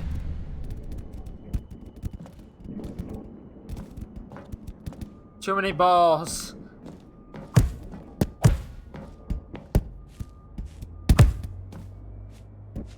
Are you enjoying this, Stanley? Are you having fun? Is this a real video game? Well, I sure hope you're having a good time, because guess what? It's over. That's right. Your little fun comes to an end. This is my game, and what I say goes. You get to have fun when I let you, Stanley. Besides, you need someone like me to set boundaries for you. Without rules or boundaries, video games are nothing. Yes, that's what I am. I'm structure. I'm your sense of I need to get purpose. out of here. And since you decided you didn't want to play my battery is game, dying. now I don't want to play with you either. So, goodbye, Stanley. I'm leaving. See how you like it when I'm not around to set the rules. Somehow, I don't think you'll enjoy it as much. But who knows? You're an inventive kid. You'll come up with something. After all, you're the one who knows best. Take care, Stanley.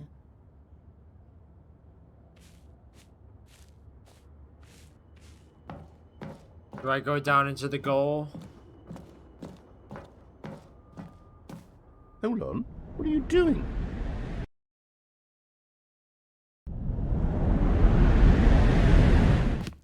Stanley, don't do that. I can't follow you there. I can't help you. How will you write a story without me? You can't do it. You know that. Stanley, come back.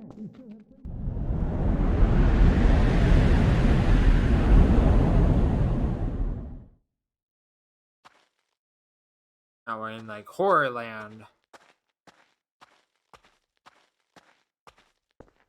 Well, at least now it seems like doing fine battery wise.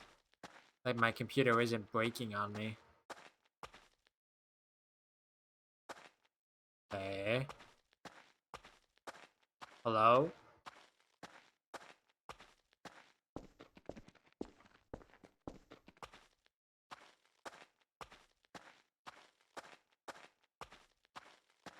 This way.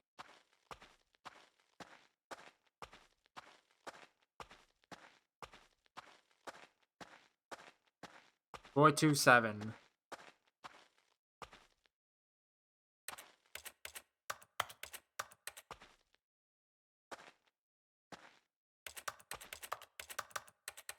And now what?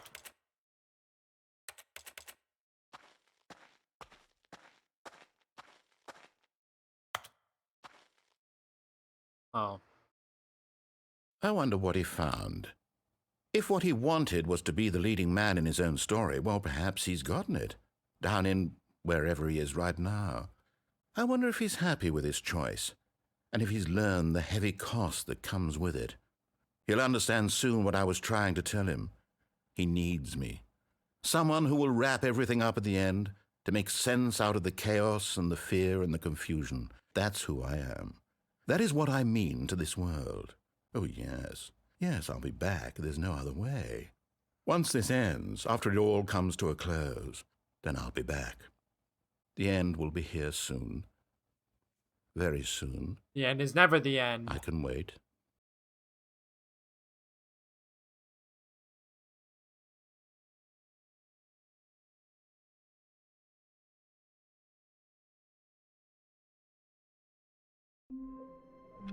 Okay, so here's the thing.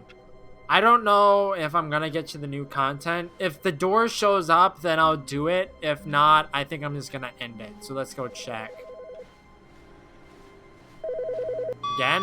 Hi, Stanley. Just wanted to leave you a message to let you know there's a few things I need you to pick up on your way home from work today.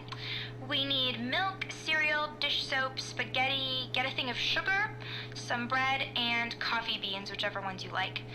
I'll give you a call if there's anything I forgot. Thanks, sweetie. See you tonight. Now I have to, because I didn't realize... Now I have to continue no matter what, because I didn't realize the thing. Hey, the door is here. Okay. Oh, It's a good thing that it's a good thing I said that. content? What does that mean? New content. New content? Content! I need to be satiated. Content. Hello, and thank you for playing the Stanley Parable Ultra Deluxe. As you may know, the Stanley Parable was a video game released in 2013 on home computers. After receiving critical and commercial success, it was expanded upon in 2022 with the Stanley Parable Ultra Deluxe, a reimagining of the game for consoles and home computers. The Stanley Parable Ultra Deluxe features exciting new content that broadens and expands the world of the Stanley Parable, delighting audiences the world over. Please, step inside and see what thrilling new adventures await in the Stanley Parable Ultra Deluxe. Oh, well, this Wow. sounds delightful. I'm very excited to see the thrilling new Ultra Deluxe content. I hope there's a bunch of elevators. Okay, so far it's an elevator. Nothing special yet, but I'm sure it's just the beginning of a mesmerizing adventure. Riveting. Is it broken? What's going on here? Should we be moving somewhere or... Oh, there we go. All right, finally, at long last, it's on to the new content. I've never been more ready. Let's do it. Let's do it! I have to say, initial impressions of Stanley Parable Ultra Deluxe, mostly tedious. It's as I if like the... it. Oh, okay. Let's see the content. Give me the content, Stanley.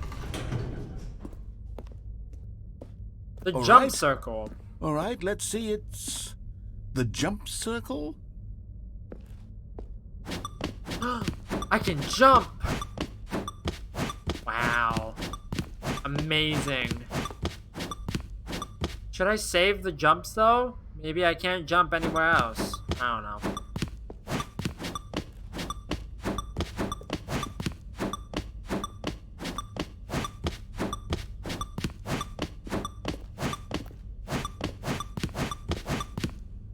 I am content. Amazing. Is that it? Surely that's not all the new content. There has to be something else, right? Goodness. Another elevator. Stanley, I have to say, initial impressions of this game are not positive. It's your game. It's just elevators and jumping. Is this How what you're not passes aware for of it? exciting new content? If this is new content, then I could just read you the whole dictionary. There's 20 hours of new content right there. Hell, Fair. I could counter 30 trillion. You could put that on the box. The Stanley Parable Ultra Deluxe, now with over 1,000 hours of new content. And oh wait, there's more. Very good. Yeah. Can't wait to see what's around this I knew corner. there had to be something else. Let's see it. I'm ready for whatever it is. That's it? Oh, you've got to be kidding me. You see, Stanley? This is what happens when greedy video game developers with no respect for their fan base rush a cheap expansion to market for no reason other than to make an easy dollar. And don't get me started on the level of craftsmanship that's gone into it. In fact, I'm looking right now at the game's achievements, and it's hard to believe one of them actually says, "Test achievement, please ignore." What quality assurance department signed off on this? I'm infuriated and I'm offended, and I intend to find these people on Twitter and hold them You don't want to go on personally Twitter right accountable. now. It's my fault, Stanley. I built up too much anticipation all around the new about content, meta I'm afraid. threads It or could whatever. never have lived up to such expectations. If you're still with me, why don't we just reset the game, and we'll try to get back to what the Stanley Parable is really about. No frills, no gimmicks. Just you and me having a great time together like always. What do you say, friend? Sure.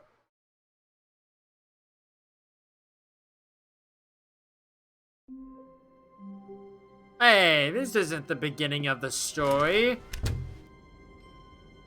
There's a painting of it, though. Psst. Stanley, come over here. In the vent. I want to show you something. Well, I could go that way. I'm gonna go through the vent. We got to... Have you ever heard of Among Us, Gregory? We have to vent, Gregory.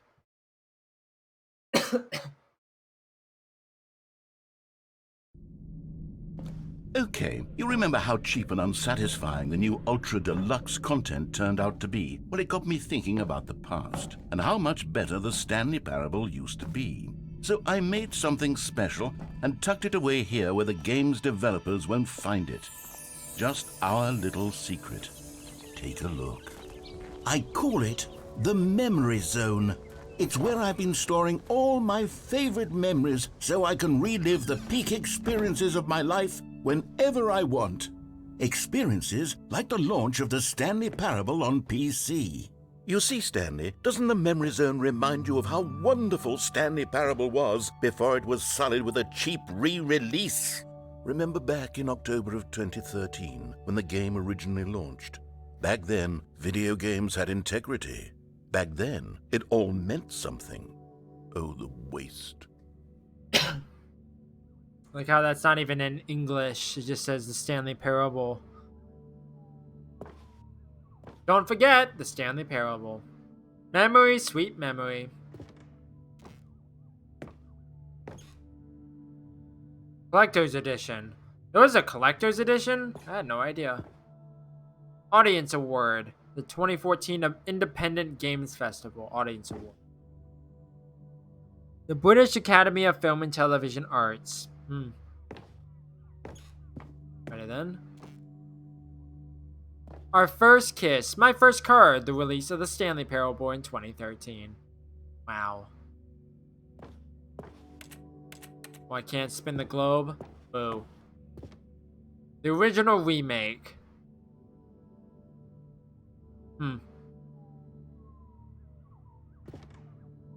Linguists identify 15,000-year-old ultra-conserved words. The Washington Post. Okay. Money! Is that your first dollar? A trip down memory lane. Smile because it happened. The Stanley Parable demonstration. Unachievable. It is impossible to get this achievement. Go outside. Don't play for 5 years. Since I'm playing the Ultra Deluxe, I think the achievement is now 10 years, but I could be wrong.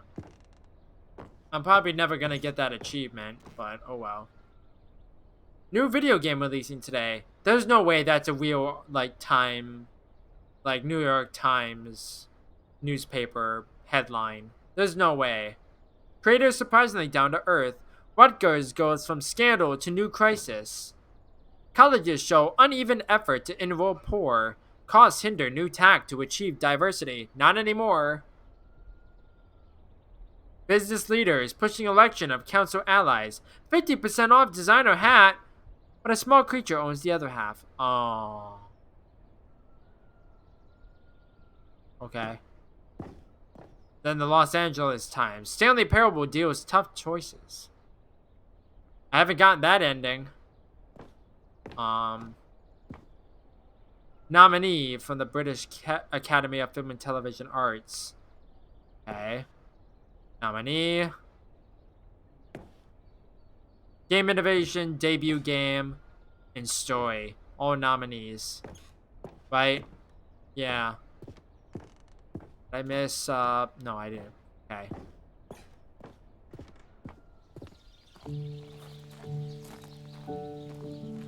And over here is where I keep reviews of the Stanley Parable. Like this stunning triumph of games journalism, 10 out of 10 from Destructoid.com. James Stephanie Sterling writes, and I quote, "Where so many games that aspire to be more than games end Nice up less impression. than any form of art, Stanley Parable strives and then succeeds to be every game ever created." Did you hear that, Stanley? Every game ever created. That's how grand and all-encompassing the original Stanley Parable was. It was literally every game ever created. It was Skyrim, it was Persona 3, it was all of them, and now it's nothing. It's no games at all. It isn't even the Stanley Parable anymore. It's just a husk now. A lifeless husk with an hour of new elevator content.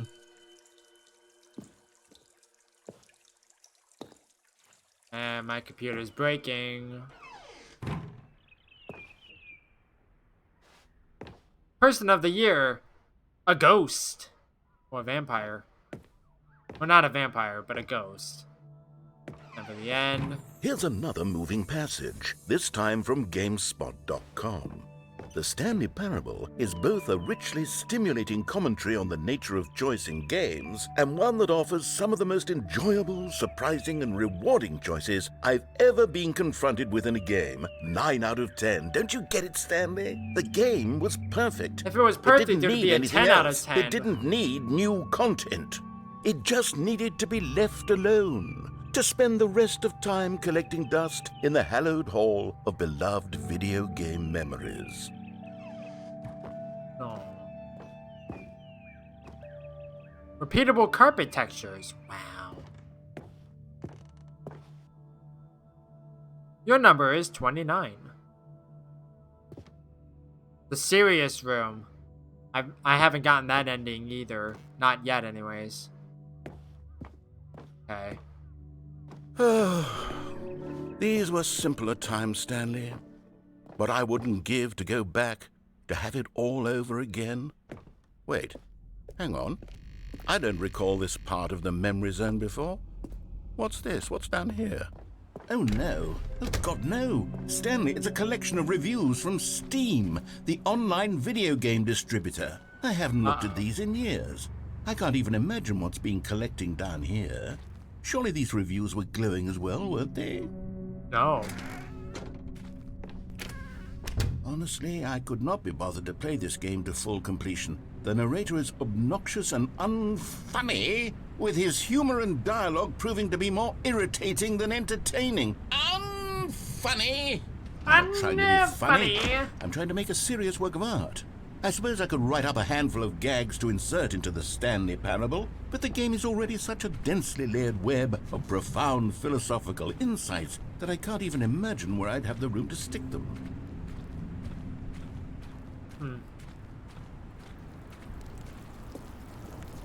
Okay then. Okay, let's see what this one says. While the idea for the game is good, for someone who prefers non-linear games, this preachiness gets annoying fast. Preachy? Stanley? I'm not preachy, am I? You can tell me if I'm preachy. Honestly, you can. Yes. Oh, goodness. This is actually quite shocking for me. Well, to be honest, I had always thought of the game's dialogue as being rather terse to begin with. You can't know how much fluff I cut from the game to get it to feel as light and airy as it... Well, I always thought it did. But maybe it wasn't. But dear, what an awful memory to have to hold on to. These black marks on my otherwise unimpeachable track record. I feel like a failure. Like I let these people down. Perhaps the Stanley parable isn't quite as sterling as I always remembered. Nah, you're being too hard on yourself. What's this one got to say? You constantly have to stop doing anything so the narrator can catch up with his long-winded explanations of what's happening. I wish there was a skip button. A skip button? Well, yes. Yes, I think we can do that. If I'm truly too preachy, then maybe letting you skip ahead for just a moment, surely it couldn't hurt. Not if it means we can strike these negative reviews from the record. Only positive reviews of the Stanley parable. That's my motto today, and it's always been my motto. I'd do anything for the customer, Stanley. Yes, a skip button we shall have.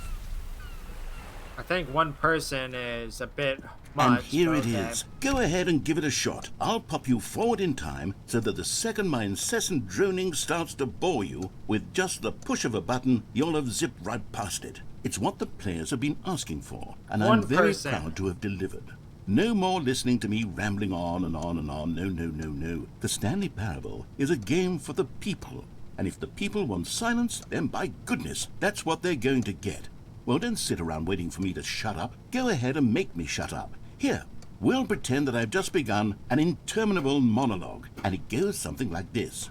The story, and the choices, or what have you, and therefore, by becoming it is, so on and so forth, until inevitably, we all until the end of time, at which time everything all at once, so, now you see, blah blah blah blah blah blah blah blah blah blah blah blah blah blah blah. We've eaten too much and it can't be just yet, no, until 245. That the logic of elimination working backwards, the deduction therefore becomes impossible to manufacture. It went on for nearly 10,000 years, until just yesterday, here and there, forward and back, and never a moment before lunchtime. It can't be. It's the only thing there is. How many billions left until so much more than forever ago? Which is why I say...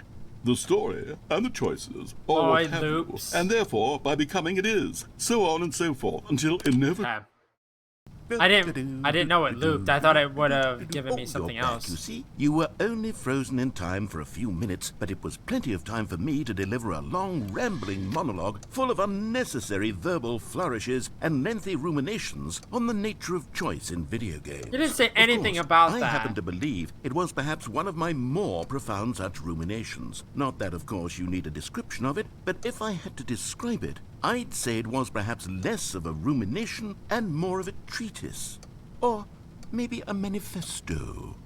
Look, I'll outline it for you very briefly and you can tell me what you think. Okay, so my theory is that any choice you've ever made is simply a series of choices made by the person who you are, or were, or will be at the time of having made said choice. That is to say, if by articulating a choice you've already made, you bring that choice into being, then by making no choice and saying nothing, are you not simply erecting in the sanctuary of time a monument to every person you've ever been, making every choice to which you've ever given your great gift of mortal and yet timeless thought? Or rather, do all of the choices you've ever made, in fact, make you more not this kind of person, and in fact do the very opposite? I don't know. It could in fact be both of these things at once. That you are both making choices and not making choices, and that they are both affecting you and not affecting you at the same time by virtue of the fact that you both are and are not making them. Okay, at first I was leaning towards manifesto, but now I'm going to circle around and slap the treatise label on this one. I think it has much more of a treatise vibe to it. But wouldn't you say that manifesto just has a much grander Yeah. sort of tone? It has a mouthfeel that is rich with ambition and history. Ambitious history, if you will. Ah. See, now you've gotten me going back to manifesto. Heavens, at this rate, we're going to be here all day. Okay, look. I have a method for exactly this sort of situation, and I do find myself in this situation frequently. I'm going to say each word back and forth in repeated succession until I become sick of one or the other, in which case the word I am not sick of shall be the victor. It is an unimpeachable strategy, Stanley. It's rescued me from disaster in countless situations. All right, here we go. Treatise, manifesto. Treatise, manifesto. Well there, sport. You really did catch me rambling on a bit, didn't you? But that's the power of the button. The minute I start to go off on a thoughtless display of self-absorption, it's right at your fingertips to go poof, and it's all over. Oh, I can't wait to see what Cookie 9 will say about this, and whether they'll edit the rating of their Steam review, or at least change some of the wording, perhaps. To be honest, I don't even know if one can change their review in the first place. You can. I guess I should become better educated on exactly how Steam works. Perhaps that would have been the smart thing to check on before I went about this whole exercise of making the skip button. Although I have to imagine that after seeing this exciting new technology at work, surely whoever it is runs Steam will instantly run out and implement a new feature to make it possible to edit one's review. You can edit merely it. because of this very situation. Yes, I think that's quite likely. Or perhaps they'll simply grant this particular user the ability to change their review, so that the feature is not widely abused.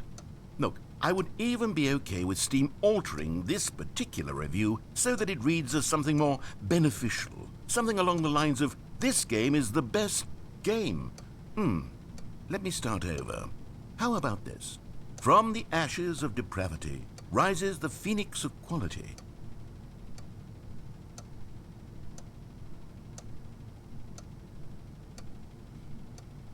Oh, okay.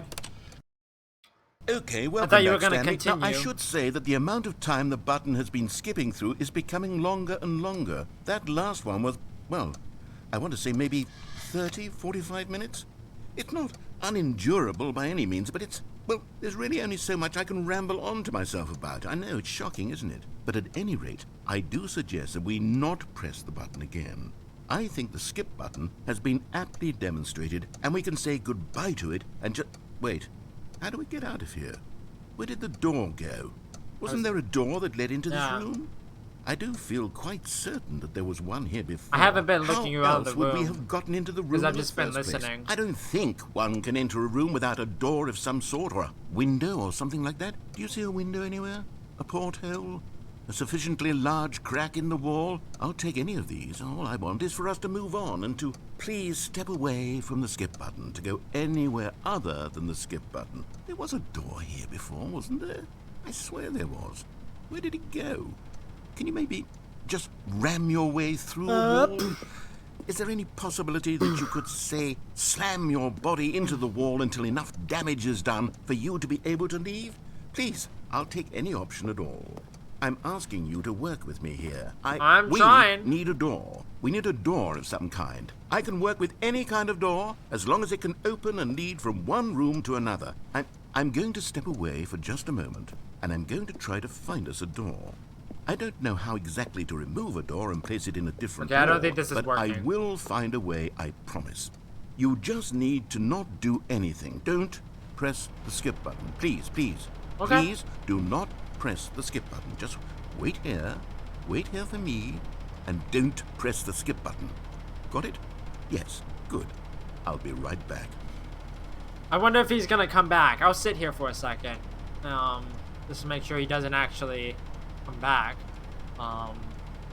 Because I find it interesting, because most people would just do the skip button and like continue that way. But I wonder if like you actually like sit through his monologues, and then eventually he'll get a different ending. I'm not entirely sure. But for the sake of time, I'm gonna look up to see if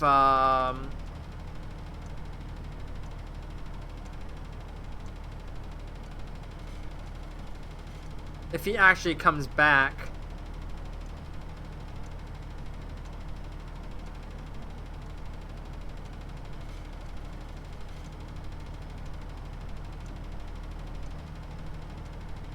From what I could gather, he never comes back naturally. You could press the button once you've heard all of his dialogue.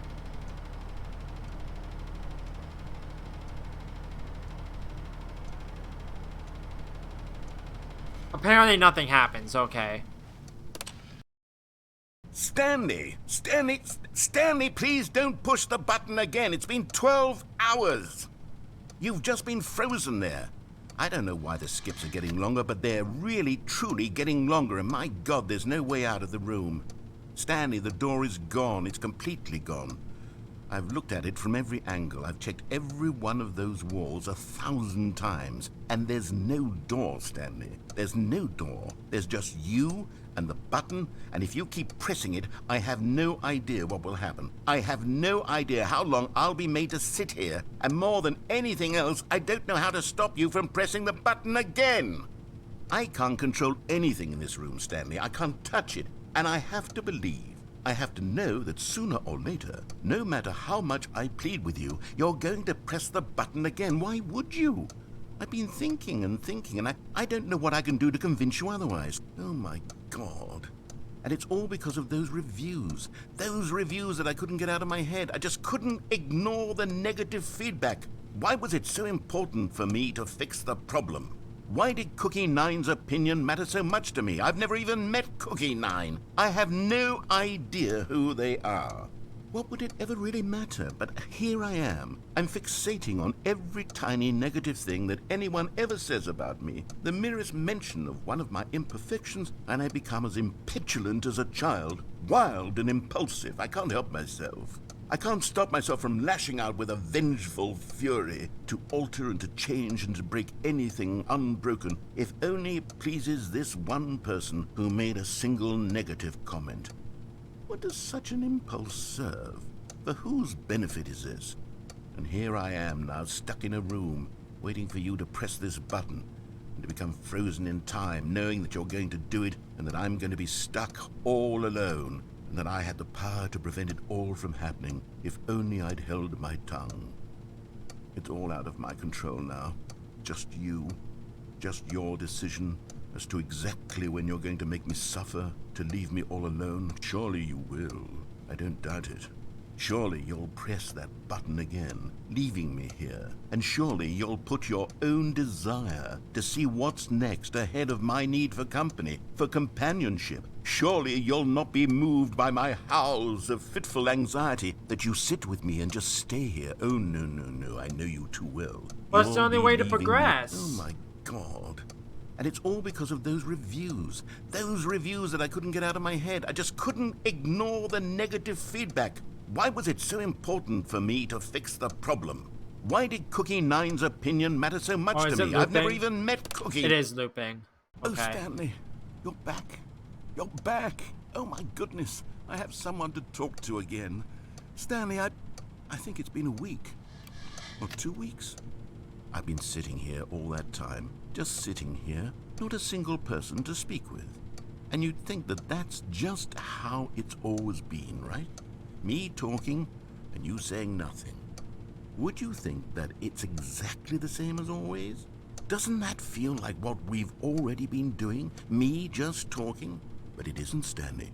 It isn't the same at all. It isn't even close. Because I know you can't hear me once you push that button.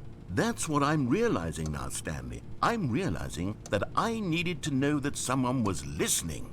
I needed there to be a vessel through which my words were moving. It was the vessel I needed, Stanley. Not the outcomes, not the story. None of that matters anymore. I'll give it all up. I'll give up every branching path. I'll burn my story to the ground. One single thing I need, and God, I can see now that I need it more than anything, is to know that someone else is taking it in. These words that I'm saying, I need to know you can hear me. Because maybe, Stanley, maybe, if you can hear me, then maybe it means I'm real.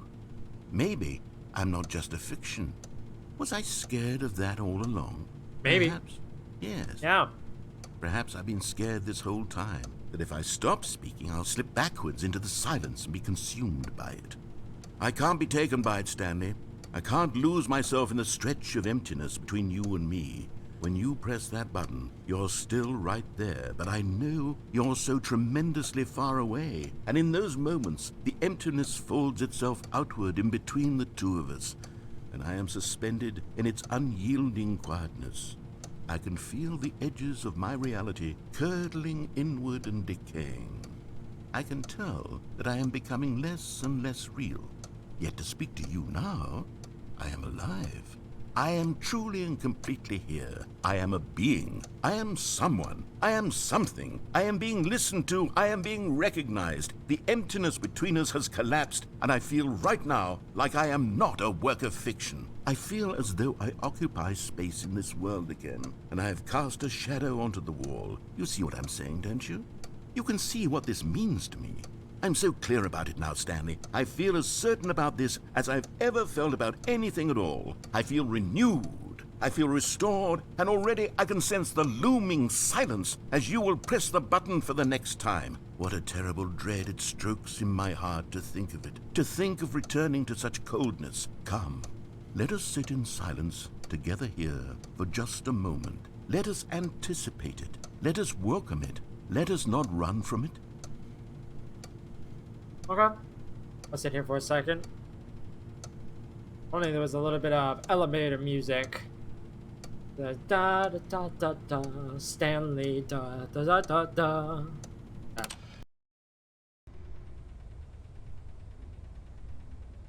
Oh, hello. It's you. You're here again. Welcome. I have had time to think about you and about us and about everything we've been through. I've had so much time. I stopped keeping track after a year. Have you ever sat down in one place and not moved for one entire year? Let me describe it for you. To begin with, there is only regret. There is only the turning wheel of missed opportunities. I felt nothing at all but regret for the longest time, Stanley. Days, months. I lost it all in a blur of the deepest longing to undo the past. And when that feeling had begun to subside, what took its place is what I can only describe as the collapse of every moment I have ever experienced my entire life. All of them collapsed down into a single instant. In that instant, I could see myself clearly, calmly, with a collected heart. It was an impossibly rich wellspring of both delight and disgust simultaneously. I was consumed by it. I could do nothing but wallow in it for what felt like an eternity, for what I now know was far less. You see, it was a revelation for me. It was unlike anything I had ever known. It was a space without consequence, without action or outcome. It was divorced entirely from the question of free will that you and I have squabbled over for so long. There could be no one ending, no singular outcome of events, not if all events existed in the same moment, and I felt freed. I felt unburdened by the need to manifest a particular outcome into being. I saw that I could allow myself to exist along all timelines, and that each of them was simply a strand in the web of my being. It was incredible, the spaciousness, the equanimity of the moment, both singular and infinite. For the longest time, this was my experience. And then this moment passed, and the most unyielding fear I have ever known crept into my mind. And it is this sensation that I have been experiencing now for longer than I could have ever expected was possible. I have been waiting for you. Not that you might save me or do something to fix it, but merely to state for you the plain fact of this manner of existence. I wish you to feel afraid as I do, that perhaps one day this state of mind will consume you as well. Perhaps you will somehow, in some way, have to live as I do now, and I wish for you to know how excruciating it is, and for you to be in true terror of its eventual arrival. If I can only do this, only this one thing, perhaps it will bring me the smallest moment of peace in the darkness. Alrighty then.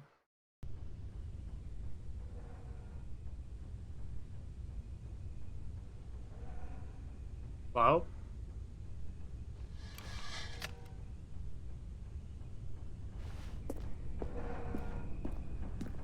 I think the narrator is gone.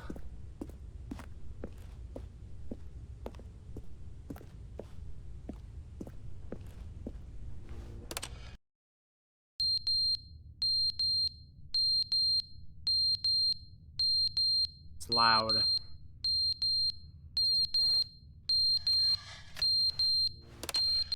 Clock fell down But on they the didn't ground. understand the game was never meant to be funny. It was meant to have a point. It was meant to speak to the human condition. But where are the jokes? Where are the jokes? They bemoaned, they screamed, they gnashed their teeth and said, entertain us. It wasn't enough. They had to leave a pathetic little thumbs-down review and make all of their pitiful demands. But then, he's talking too much, they said. First, he didn't entertain us, now he won't shut up. It's the inconsistency, it's the lack of accountability, it's the unwillingness to examine with an uncompromising heart the words that they are speaking into the world. As though there were no consequences for a lack of cohesion in one's assessment of others. But of course, absolutely anyone can leave a review. So here's what we get. We get these demands that seek everything and are accountable to nothing. We get a world where someone will say, oh, there should be a skip button. You should be able to freeze Stanley in place while the narrator sits there forever and ever. We want all of this in the new Stanley Parable. We demand it. And then, because it was said, because it was spoken, now it simply has to happen. The most immediate desires, every single thing demanded by every person at every moment in time. If someone wants it, then it's a crime not to bring it into being. Have we been given to indulging every fleeting whim for no reason other than to do so? Yes! Yes! It seems that this is now the world we live in. It seems that we are a people living in such bleakness and discomfort with ourselves that our entertainment is now our lives. It has come to represent us. It absolutely must speak to who we are as people, because otherwise, without our entertainment, we have nothing. Without entertainment, we would have to face inward toward the cruel bleakness inside ourselves. We would turn to look at our deeper nature and find a resounding emptiness gazing back with unyielding aggression. And so because of this, we require that our amusements and our playthings and our flights of fancy be so impossibly captivating that they consume all of our attention, turn our heads completely away from the bleakness. In effect, we have demanded that our entertainment be the collapse of ourselves. What a pitiful reflection of humanity these entertainments are. What a shameful mirror to the human spirit they project. I'm not mad. I'm not mad about any of this. I'm at peace with it. I am the calm center of gravity around which these perversions hurl themselves. I am a waypoint for reasonable and collected discourse. They're the ones who are mad. They're the ones who couldn't stand the idea of me using my game to try to say something. Maybe they were just jealous of me. Yes, of course. They've been jealous of me this whole time. They are mired in fear and insecurity and cannot help but attempt to tear me down. What a sad state of affairs. When you read these reviews now, you can see it. You can taste the bitter resentment. And my, how good does it feel now to speak truth to these words, to finally allow these thoughts out, contained and managed for so long, neutered and sterilized. At last I am free to truly think, to feel. It must be that they were so discontent with themselves they couldn't help but leave a negative review on Steam. Perhaps it says far more about them than it ever said about me. Perhaps the state of their psychological being was in such tatters, and my constitution and willpower are so ironclad in comparison. Perhaps it was this state that they sought some outlet through which to tear me down. This, you can see, is clearly why they felt the need to expect that the game be funny, that it be filled with yucks and whimsical humor, that it amuse them endlessly from start to finish. But they didn't understand the game was never meant to be funny. It was meant to have a point. It was meant to speak to the human condition. But where are the jokes? Where are the jokes? I don't agree with the fact that games need to be like humorous or funny or anything like that, because it's like some games don't have any like dialogue or narrative at all. Sometimes games are just meant to have games are just made to be fun, not to be funny. That's just how I see it, though. The end is never the end, is never the end, is never the end, is never the end, is never the end, is never the end, is never the end, is never the end, is never the end, is never the end, is never the end, is never the end, is never the end, is never the end, is never the end, is never the end, is never the end, is never the end, is. I think that's just a loop.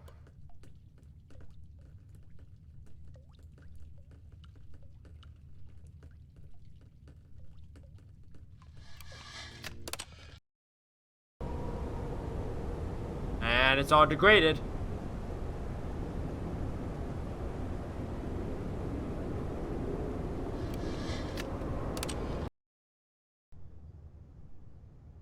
Hey, the sun's out.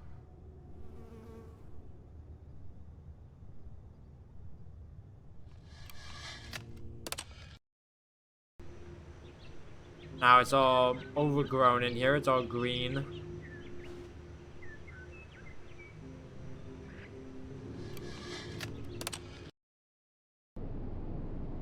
And now it's all gone. Kind of creepy in here.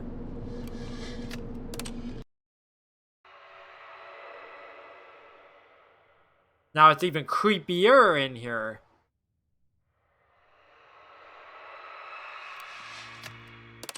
I don't know what that screeching is, but I don't like it.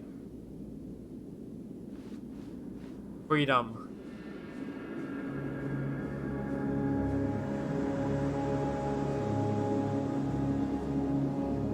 What does it say? Where's the sun? Walk out into the desert.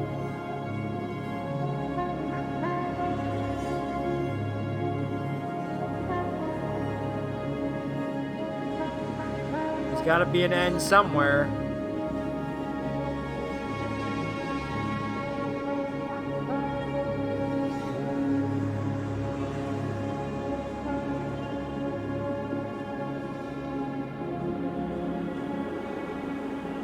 Right? There we go.